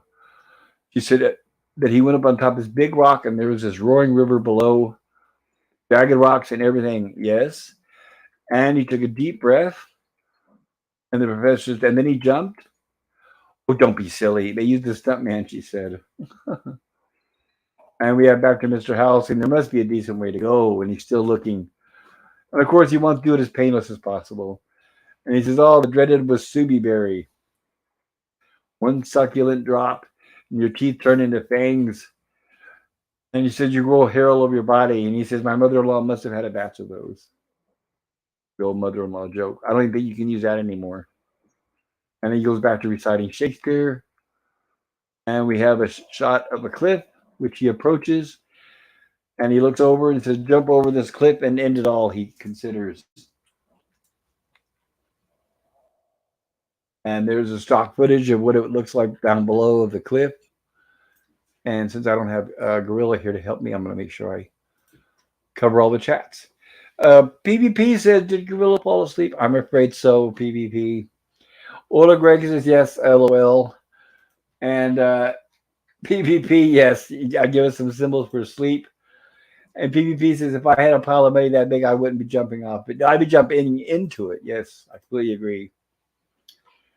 All right, so Mr. Howell's looking at the stock footage down below. Why couldn't it have been a shorter clip? He says, no, I think I'll wade into the ocean, like they did in the Late Late Show. And Mr. Howell sees him, or Gilligan sees him and yells, Mr. Howell, Mr. Howell. And Gilligan starts rushing to his side. And then he yells for the skipper, I found him. And of course, at this point, Mr. Howell changes his mind and says, I think I'll go back to the hut and sit on a chair and die of old age like a true Howell. And now remember, Gilligan doesn't know that. Gilligan thinks that Mr. Howell is going to jump. So Gilligan's running out to rescue Mr. Howell, don't jump. And Gilligan falls over. And Mr. Howell yells for him, and fortunately, Gilligan is hanging onto this branch. And here comes the skipper. But you've done it again to Gilligan. Skipper, give me your hand. So they do manage to pull Gilligan up, and they bring Mr. Howell back to the huts. And Mr. Howell is saying the shock of my nervous system. And of course, they're all talking at once. Everybody's excited to see Mr. Howell. And he says, oh, thank you, everybody, for finding him. Mr. Howell, yes, Captain. As long as we're on this island together, it's not going to make any difference to any of us. But I just know that you'll have money. So he's saying that if you're rich or poor. And Ginger says, but I know you'll just have more money, Mr. Howell. They're trying to encourage him. Sure you will, Mr. Howell. And he says, maybe if you find some work. And he says, work. And then he wants to run again back to the cliff. Goodbye.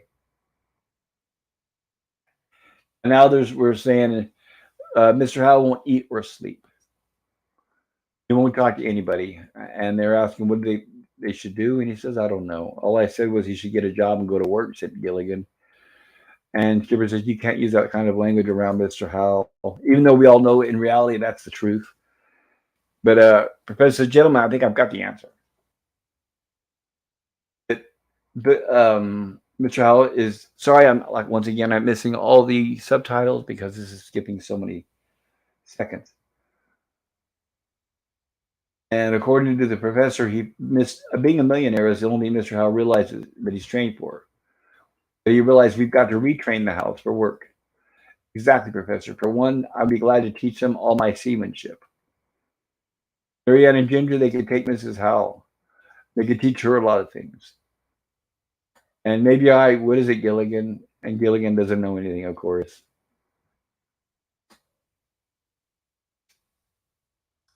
And he says, I fall down a lot. And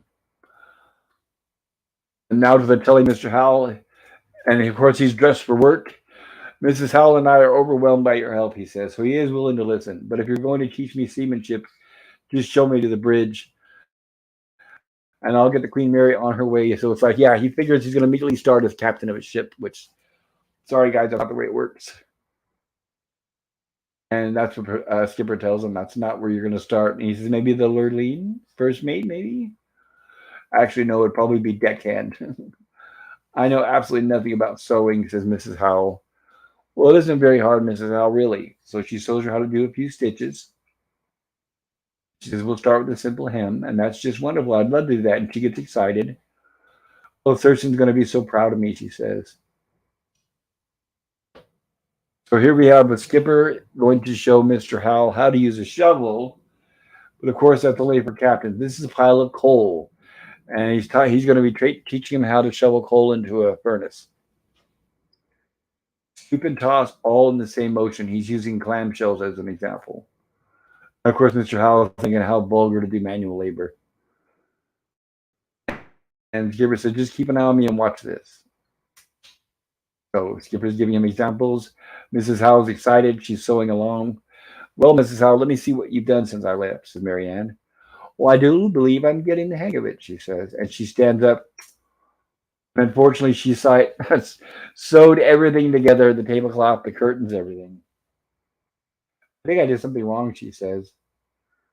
And Mr. Howell now sitting, having a drink. I don't think I'd better attempt it quite yet, says Mr. Howell. You'd better just keep showing me. And unfortunately, as you can see here, Skipper's already pretty much shoveled the entire pile. Of course, Mr. Howell was able to get out of it. And now we have Ginger showing Mrs. Howell how she could act. You got to show much more feeling than that. You got to live the part. She's showing you how to be what's called a method actor. Anybody know who Daniel Day Lewis is? Will know what I'm talking about. Oh, let me see. Let me get caught up on the chat real quick. PvP says mother-in-laws are good for two things: producing sexy daughters you marry, also being the butt of mother-in-law jokes. Well, they used to be right, but now I don't know if you're allowed to without somebody being upset with you. And Oleg Rex says Howl has clothes for every occasion. Yes, they do. Um, Oleg Greg, in our very first stream, we cover Don Bob Denver, who played Gilligan, has a website up that he put up before he passed away, and he's got a letter on there that a fan sent him that talked that described theoretically of how the castaways ended up with all the things they have on the island. It's very interesting. But he posted it on that because he said that he does consider it canon. And it explains why the Howls had so many clothes. Ola Greg says cheers. PBB says cheers. Okay. I hope I'm reading all the chat, guys. We're kind of going. Let's check on uh, Gorilla and see how he's doing. Let's see here. Ah.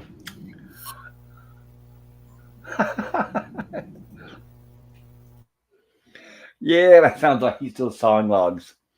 Okay, here. So I'll try to get through this as quick as I can. So Ginger, of course, giving Mrs. Howell more directions. As method actors, we become the symbol of what we portray. Now stand over there and watch. Here she starts her acting like she's dying. Of course, she's overacting and over exaggerating. And Mrs. Howell starts clapping. That was a beautiful death. And she, of course, Ginger, please, I'm not finished yet. Oh, bravo, bravo. Isn't the method wonderful? Bravo, of course. And here we have Mr. and Mrs. Howell back in their hut. And of course, he's storming around. I have never heard of anything so preposterous. Darling, all our money's all gone. I got to drink some soda here. Sorry, I don't have Gorilla to back me up on this, guys. I visited the kitchens in some of the homes we used to own. You'd be living in the kind of surroundings you're accustomed to. Exactly, Mr. Howe. Oh, sorry. Sometimes the video gets out of sync with the text. Maybe you could pick up some tips on the stock market. Hello? I think we're getting a sign of life, guys. Hello, hello. Gilligan, please. Of course, we are connoisseurs of gracious living. Why not? This island could stand a touch of. Of course, it's hard to catch all the lines with you having to skip every few seconds. Yeah. Hello, Oh, Gorilla. How are you doing there? I'm doing good. Oh, okay. Glad to hear it. Oh, did you read some of the chat there? Did I like not off for a second? I think I've been keeping up with the chat. Oh, sorry about that. Don't apologize. You're fine. So, got this You gotta heater keep right it. next to my feet. It's working way too good. Oh, it's cold there, huh? And it's. I was just saying, it's warm here. It's 80 degrees in my bedroom. I need to open Yeah, the window. see, it's around 45 here. Oh, okay. Sounds nice and cozy. It'll be gourmet all the way, says Mrs. Howell. So here we have Mr. Howell and Mrs. Howell preparing dinner, which does look pretty fantastic. Le dinner is served in a bad French accent. S'il vous plaît. You think the Howells would know French, but oh well. Well, is that not Now, French? no, it's very bad. Americans impersonating French. Okay. Now, I return in one moment with the soup du jour. And of course, Gilligan says, "What's soup du jour?" Oh, Gilligan, everybody knows what soup du jour is. This is Skipper. And he said, "You don't know either." And he says, "I do too, Gilligan, but I just don't want to show off." And he said, and then that's what he says, "Professor, will you tell him what soup du jour is?" And Professor says, "Soup of the day." Here we are, c'est magnifique, says Mr. Howell. And unfortunately, he's not being very good, as you can see, and he's spilling it all over the place. Yeah, I was working in the restaurant. I'd be getting fired for that. Yeah, you would, especially if it was steaming hot. There, would you mind putting some in the bowl, Mister Howells? This is the skipper. And he says, "Here, yeah." And he gives it to the skipper to taste. And the skipper says, "Well, what is it?" He says, "Well, it is a combination of a magnificent cuisine from the Master Chef. Never mind all that static, Mister Howell. What is it? Seaweed soup. Seaweed soup." Well, there is scientists right now working on trying to get the trying to get seaweed to actually taste good so that we can feed the world. There's Well, there's enough already seaweed. people eating seaweed. Now they're working on getting us to eat bugs. Sorry, go ahead. No, they've had edible seaweed for a long time. Yeah, but it tastes like shit. That's why no one eats it. Well, yeah, you're right. It does. Well, certain people do, and I guess they don't care how it tastes. It's usually vegetarians or vegans or those really extremists. But yeah, now the fad is trying to get us to eat bugs. Yeah. See, Oh, anyway, go ahead. I was gonna say we got a few chats here. Thank you. Appreciate it, Gorilla. Yeah, other Greg is laughing here. PvP is laughing. Gorilla developing a new type of live stream. Listen to me sleep. No, no, that is copyrighted by Bird of Prey 5. That is Yes, and copyrighted in by. fact, right, vertebrae pie. What's funny is he falls asleep, and then when he does, his viewership goes up. Yeah, mine here. I just didn't realize how good this heater was working because my feet were cold, so I just turned on the heater. Shame on that darn heater. Yeah. It says there are streams where people eat, so why not sleep?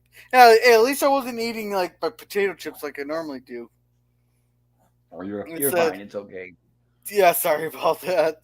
These guys eat better on a desert island than I do, and I'm 3 blocks away from the supermarket. Yeah, you're right. Tell me about it. Yeah, PvP's laughing even harder here. Howl was enjoying this. Seems Yes. like soup de crap from Skipper's reaction. Right. And PvP says, I will not eat the bugs. See, Hails, I agree. I'm a secondhand bug eater. By what I mean by that is the chickens eat the bugs and then I eat the chicken. There you go. Uh, uh, saying, no, Greg says, Soylent Green coming soon. Yeah, I would not be Oh, surprised. oh God, Nasty. I watched Soylent Green. Thanks a lot. Was it you or Mr. Londell that I let choose for Dystopian Month? You were It was asking on that both movie. of us. Yeah, I Go let ahead. each one. I took one from each of you there for Dystopian Month there because we watched. Yeah. That's the movie that me and Germ both said halfway through. Fuck it, we stopped the movie because we Well, were that's so too bored. bad. That's too bad. That kind of reminds me of what you guys were saying last night. The younger generation, they don't seem to have the patience to watch older movies anymore, and that's sad because they're No, maybe a movie but they didn't sit even all you the way said through this to movie find out was what happened. crap. Even you said this movie was crap. Who? You did. Who? You. Soylent Green? No, not Soylent Green. The one we said fuck it through was Brave New World. No, you said, well, F it halfway through Soylent Green is what you said. No, no, no, no. The movie we were watching, we said at the point we said screw me. That's at that point we were taking choices from you and Mr. Londell for Dystopian Month. Well, you remember now when you decided to watch Strange New World, I told you before you watched it, I said that Uh, movie sucks. I wouldn't watch it if I were you. yeah, but And not only that, though, you watched the worst version. You watched a really super low budget British made for TV version. yeah, Because there are different versions of that movie, but unfortunately, you picked the worst one. yeah, But that it happens. It's okay. yeah. And now Basil is Basil, Basil is laughing at me. Seaweed wrapped bugs. before the Basil says crunch. health food. Crunchy. So the green is people. Tell them. Tell the exchange. So the green is people. All right, we're all caught Yes, up. tell them. All right, thank you, Gorilla. So here we have Skipper's still reaction to the seaweed soup. Shari, you will toss the salad, eh? And here comes Mrs. Howell with the salad. I must go to the stove and cook the coconut, she says. Yeah, that Oh, has a we, whole the soup. new meaning nowadays. To toss the salad. Yeah, I guess some people use it for vomiting.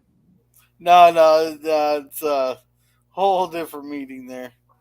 Okay. Yeah. Oh, we, the soup du jour, she says. Now we mix the salad. And there we go. French gibberish, of course, which makes no sense. And he's putting, hold on a second. There we go. What does that he put? Is that an egg? Now the last delicious ingredient. There we go. As soon as we toss the salad, he says. And unfortunately, he literally tosses the salad all over everybody. And Mrs. Howell says, I cooked, and it won't get soft. Mrs. Howell, you're not cooking those coconuts in the shell, are you? She said, he says, that's when the milk in those coconuts reaches the boiling point. And just as he says that, they hear an explosion, and there goes the coconut. I wonder how true that is. Anything that's enclosed, it's like you hear about when people put stuff in a microwave. So, like if you put an egg in a microwave, it's going to explode because Yeah, whatever the liquid is inside is going to start boiling and it's going to build up pressure. yeah, I want to know if that's true because I heard So, someone say that if you put an egg in the microwave, it'll blow the door off. no, but it'll blow up the egg and you'll end up cleaning it up.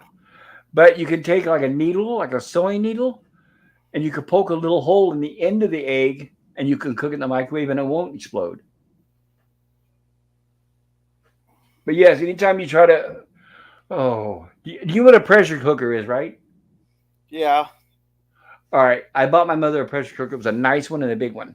This is right when I got out of the Air Force. And she was making chili beans, and I was telling her how to use it. I said, here's what you do. I said, you put all the food in, you close it, and you could hear it. It had a little pressure gauge, and you could also hear what's inside. And I said, okay, now turn it up the temperature until you hear the boiling, and then you'll see the pressure rise, and then you turn it down to a very low simmer, and then it'll pressure cook. And she says, okay. And then, like, I don't know, like 20 minutes pass, and boom, we hear this huge explosion in the kitchen. I mean, massive, bigger than what you're seeing here. And the beans were around the corner in the living room. The beans come flying around the corner in the living room. And we even found them months later in the bedrooms, down the hall, everywhere. And we were like, by the way, it bent the stove. It was like if you took like a 500 or no, actually like probably a 2-ton weight and dropped it right on the stove. And it was like the stove was just bent right in the center, just down. And there was a big hole in the roof where the lid shot off. And we're like, what the hell is this? What's going on? And oh, my sister. Yeah. And we said, go ahead. No, keep going, keep going.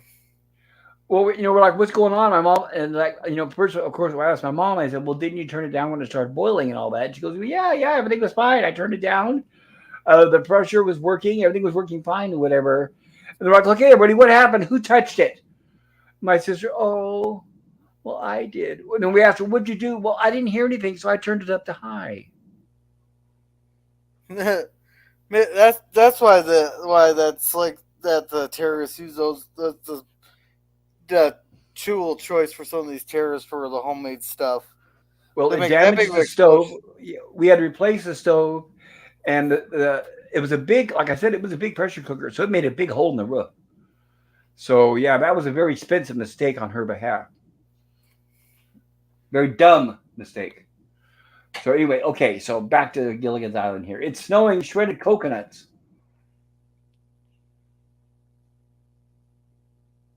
And we have Professor Skipper, and here we have Marianne running in, and it looks like she has a note from the house.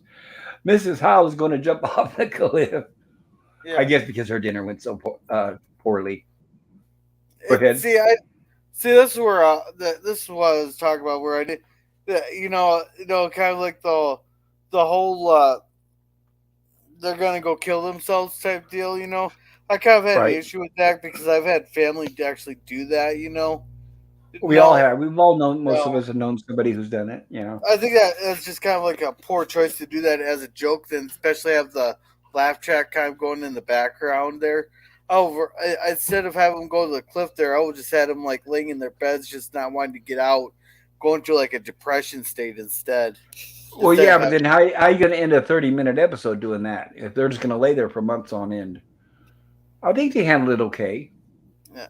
I don't know. You I mean, okay. I don't want to talk too much about people who end themselves, but there is some humor in here. At least the Howells, if you notice, they're dressed their very best. And here, Mr. Howell says, "My darling always used to say, that if you can't take it with you, I'm not going. And then there's nothing to keep me.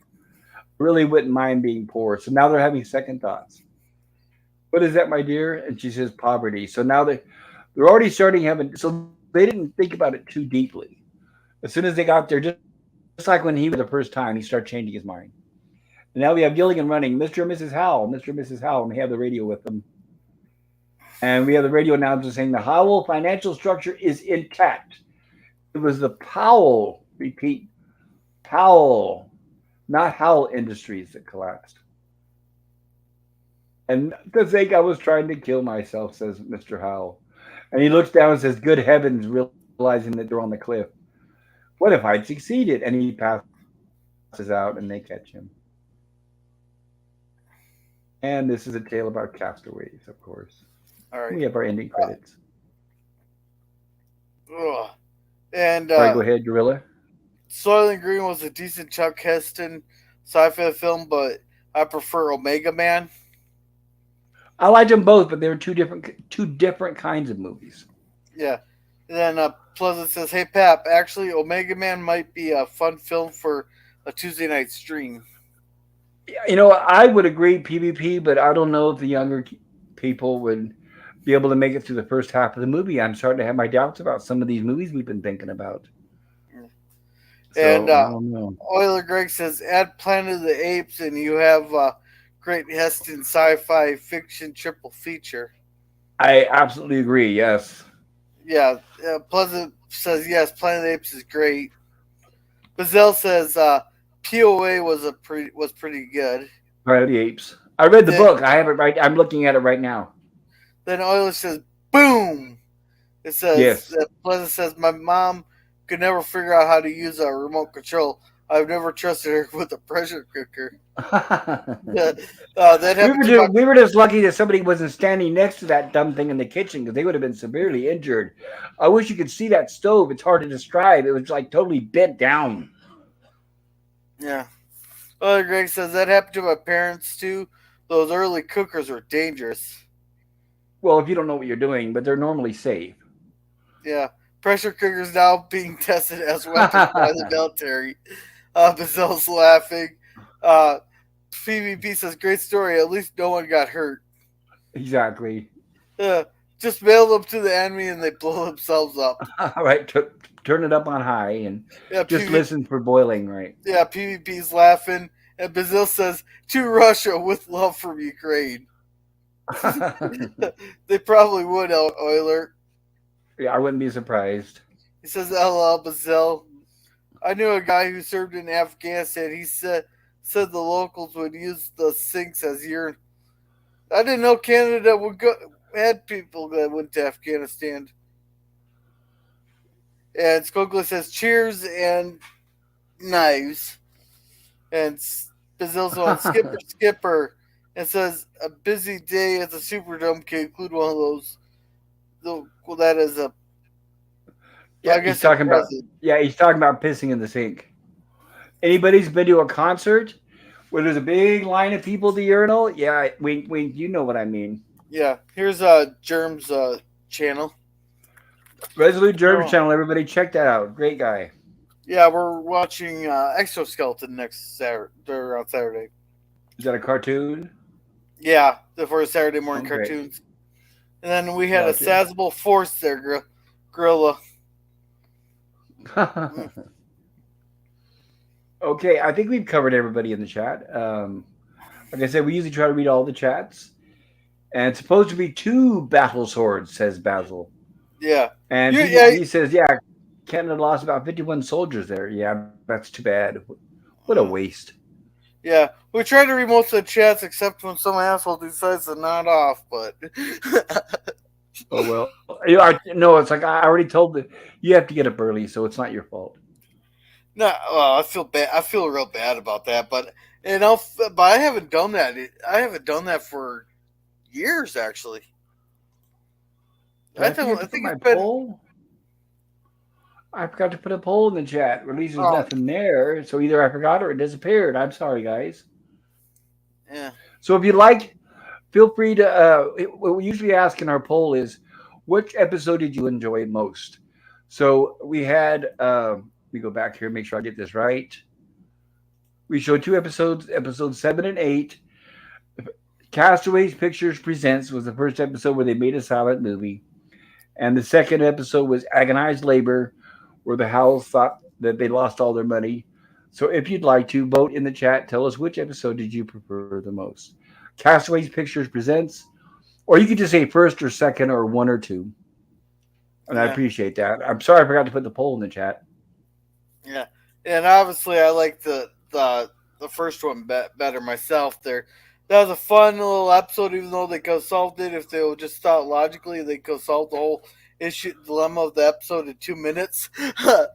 I But know, right? the second one I was kind of hung up on. Like I knew it was kind of like except for last, but then that was like also like one of those two where where they could have done it probably a little bit differently because for some people it's a more touchy subject, you know. Like they didn't Exactly. do a bad thing on it. I know they didn't no ill harm on it, but it's like one of those that could be a touchy subject there like I liked how like for topics like that I prefer them in movies like 13 Reasons Why, and that was a great movie or a great TV show there that had Comedy?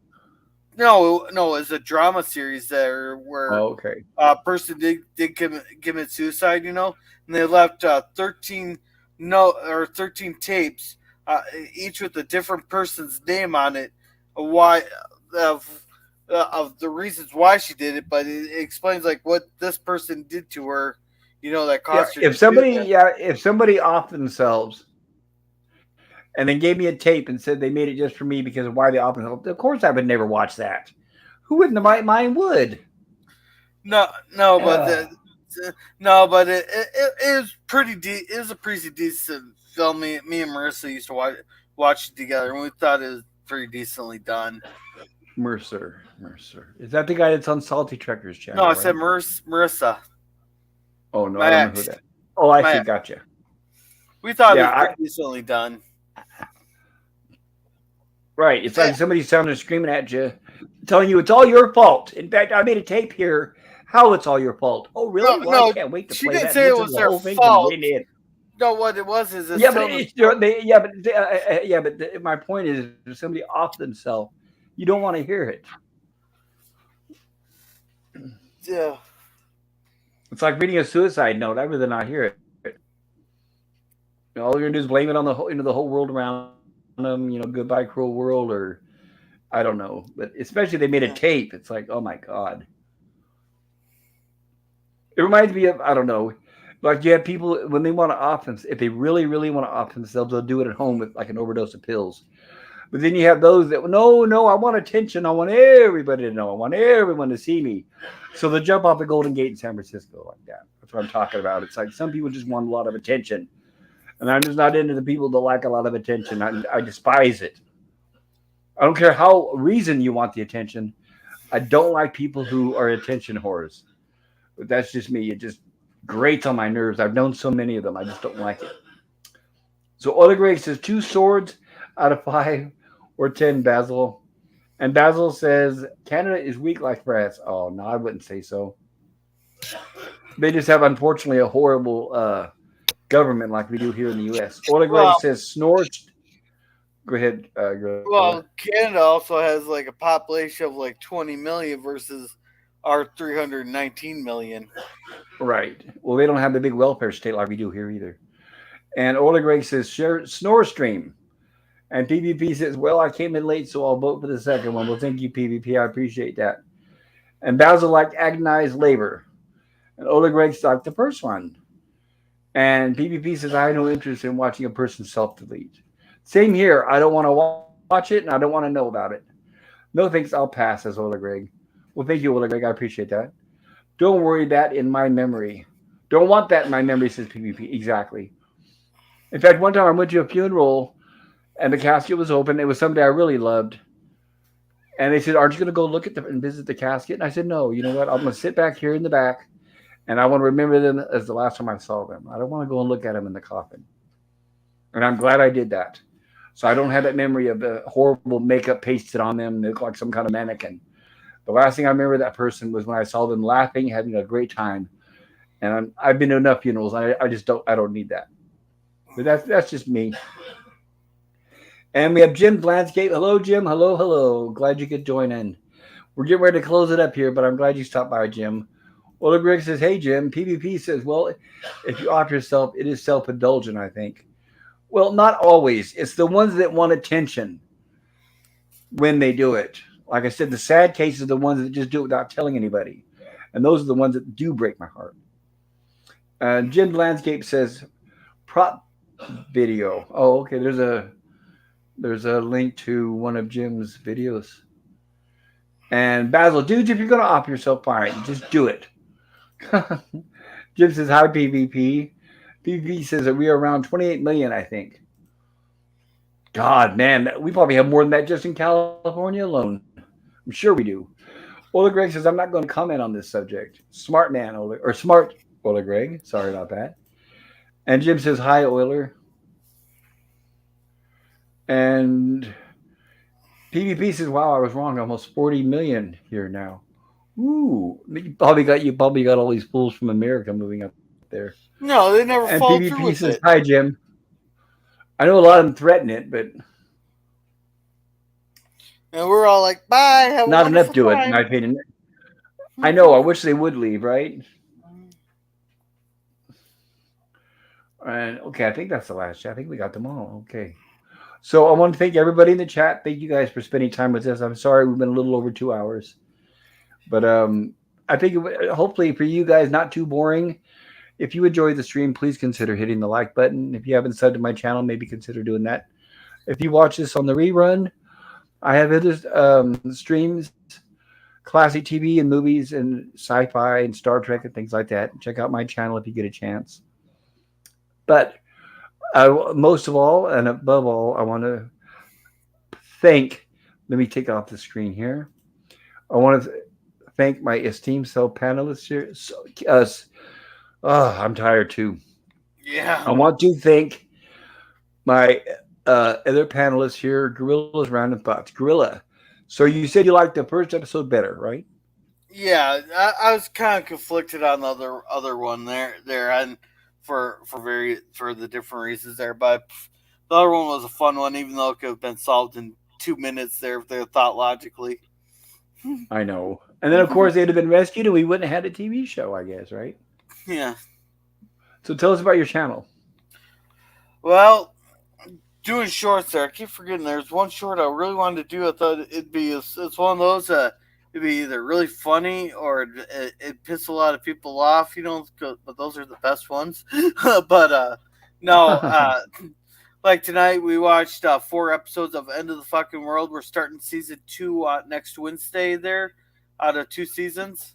So we'll be done with that in 2 weeks, and then I think we're going to 5 days to midnight. Then I might try. I'm gonna if I have time, I'll do various gaming streams. I might tomorrow night if it's not too windy there. I'm gonna have a bonfire, so maybe I'll do a bonfire stream or something. But Oh, that'd be cool.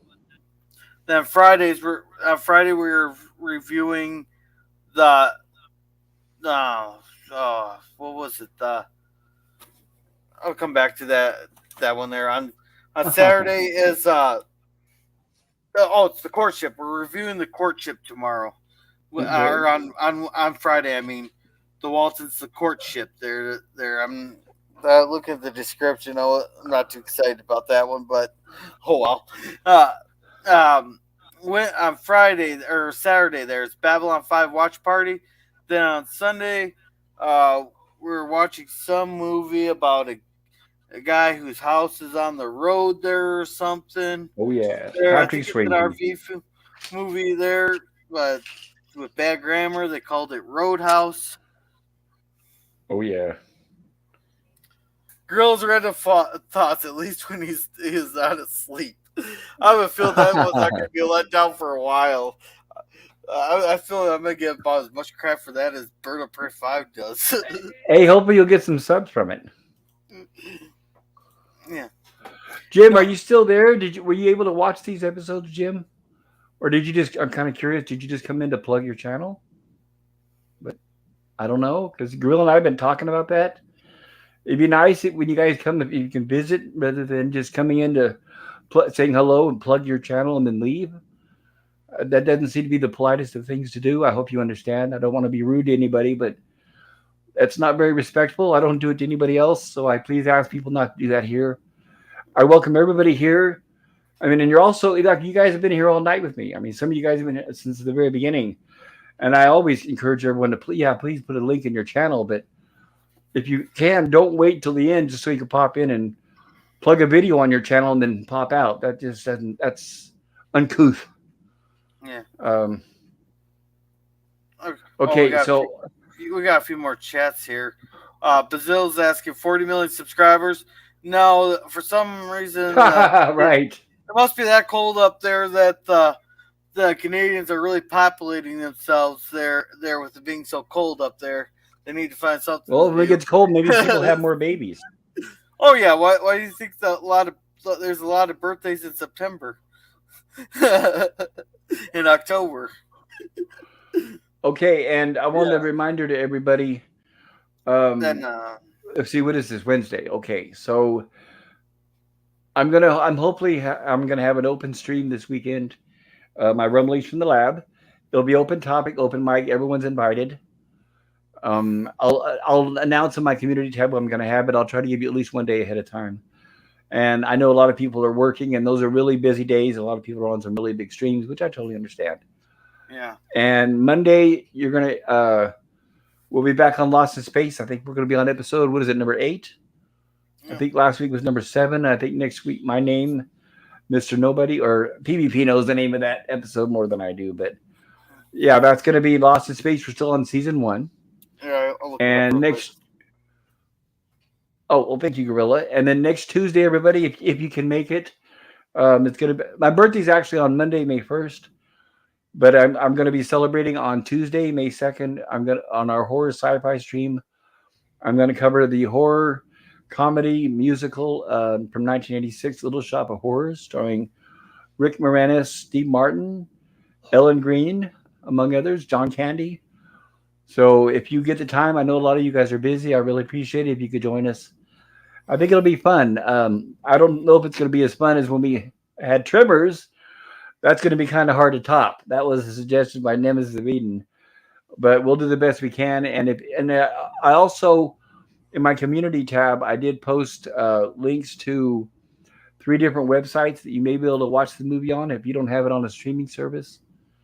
Or I don't disavow sailing the high seas. If you do that, that will work as well. That's what I do. I just don't bother with websites. I just go straight to the high seas.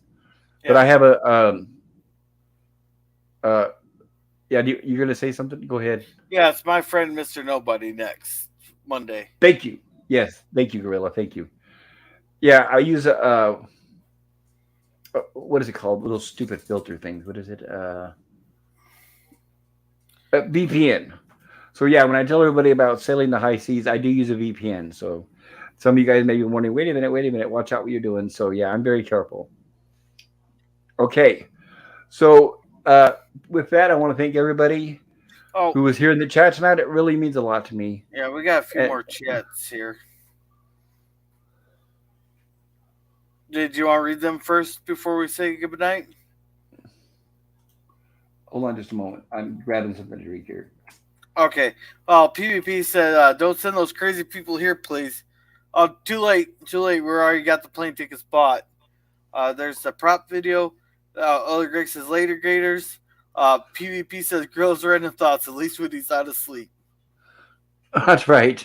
And when And, he is asleep, he's dreaming of random thoughts. I'll put it that way. oh yeah.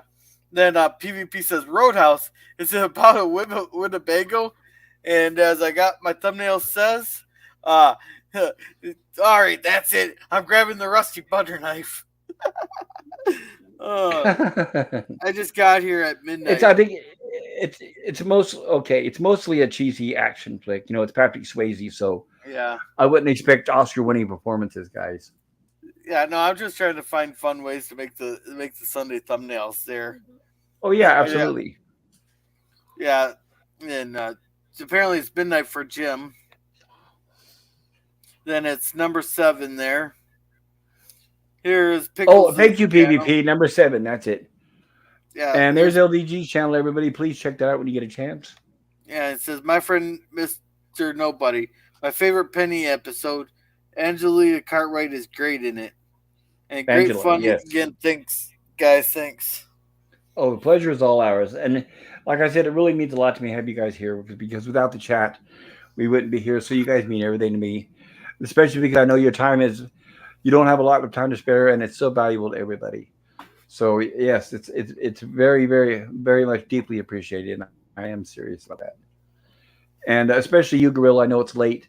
That's why I'm trying to wrap this up as soon as possible. I know you need to get some sleep, Oh, you're and you got to fine. get up really early in the morning. I know, but you're 2 hours ahead of me, so I think I got plenty of sleep there. I don't know how long I dozed well, off for. just a couple minutes. It wasn't much at Uh, all. oh, okay, okay. Yeah, it was just a couple minutes. But anyway, okay, everybody. Here I'm going to be wrapping this up. Like I said, thank you everybody in the chat.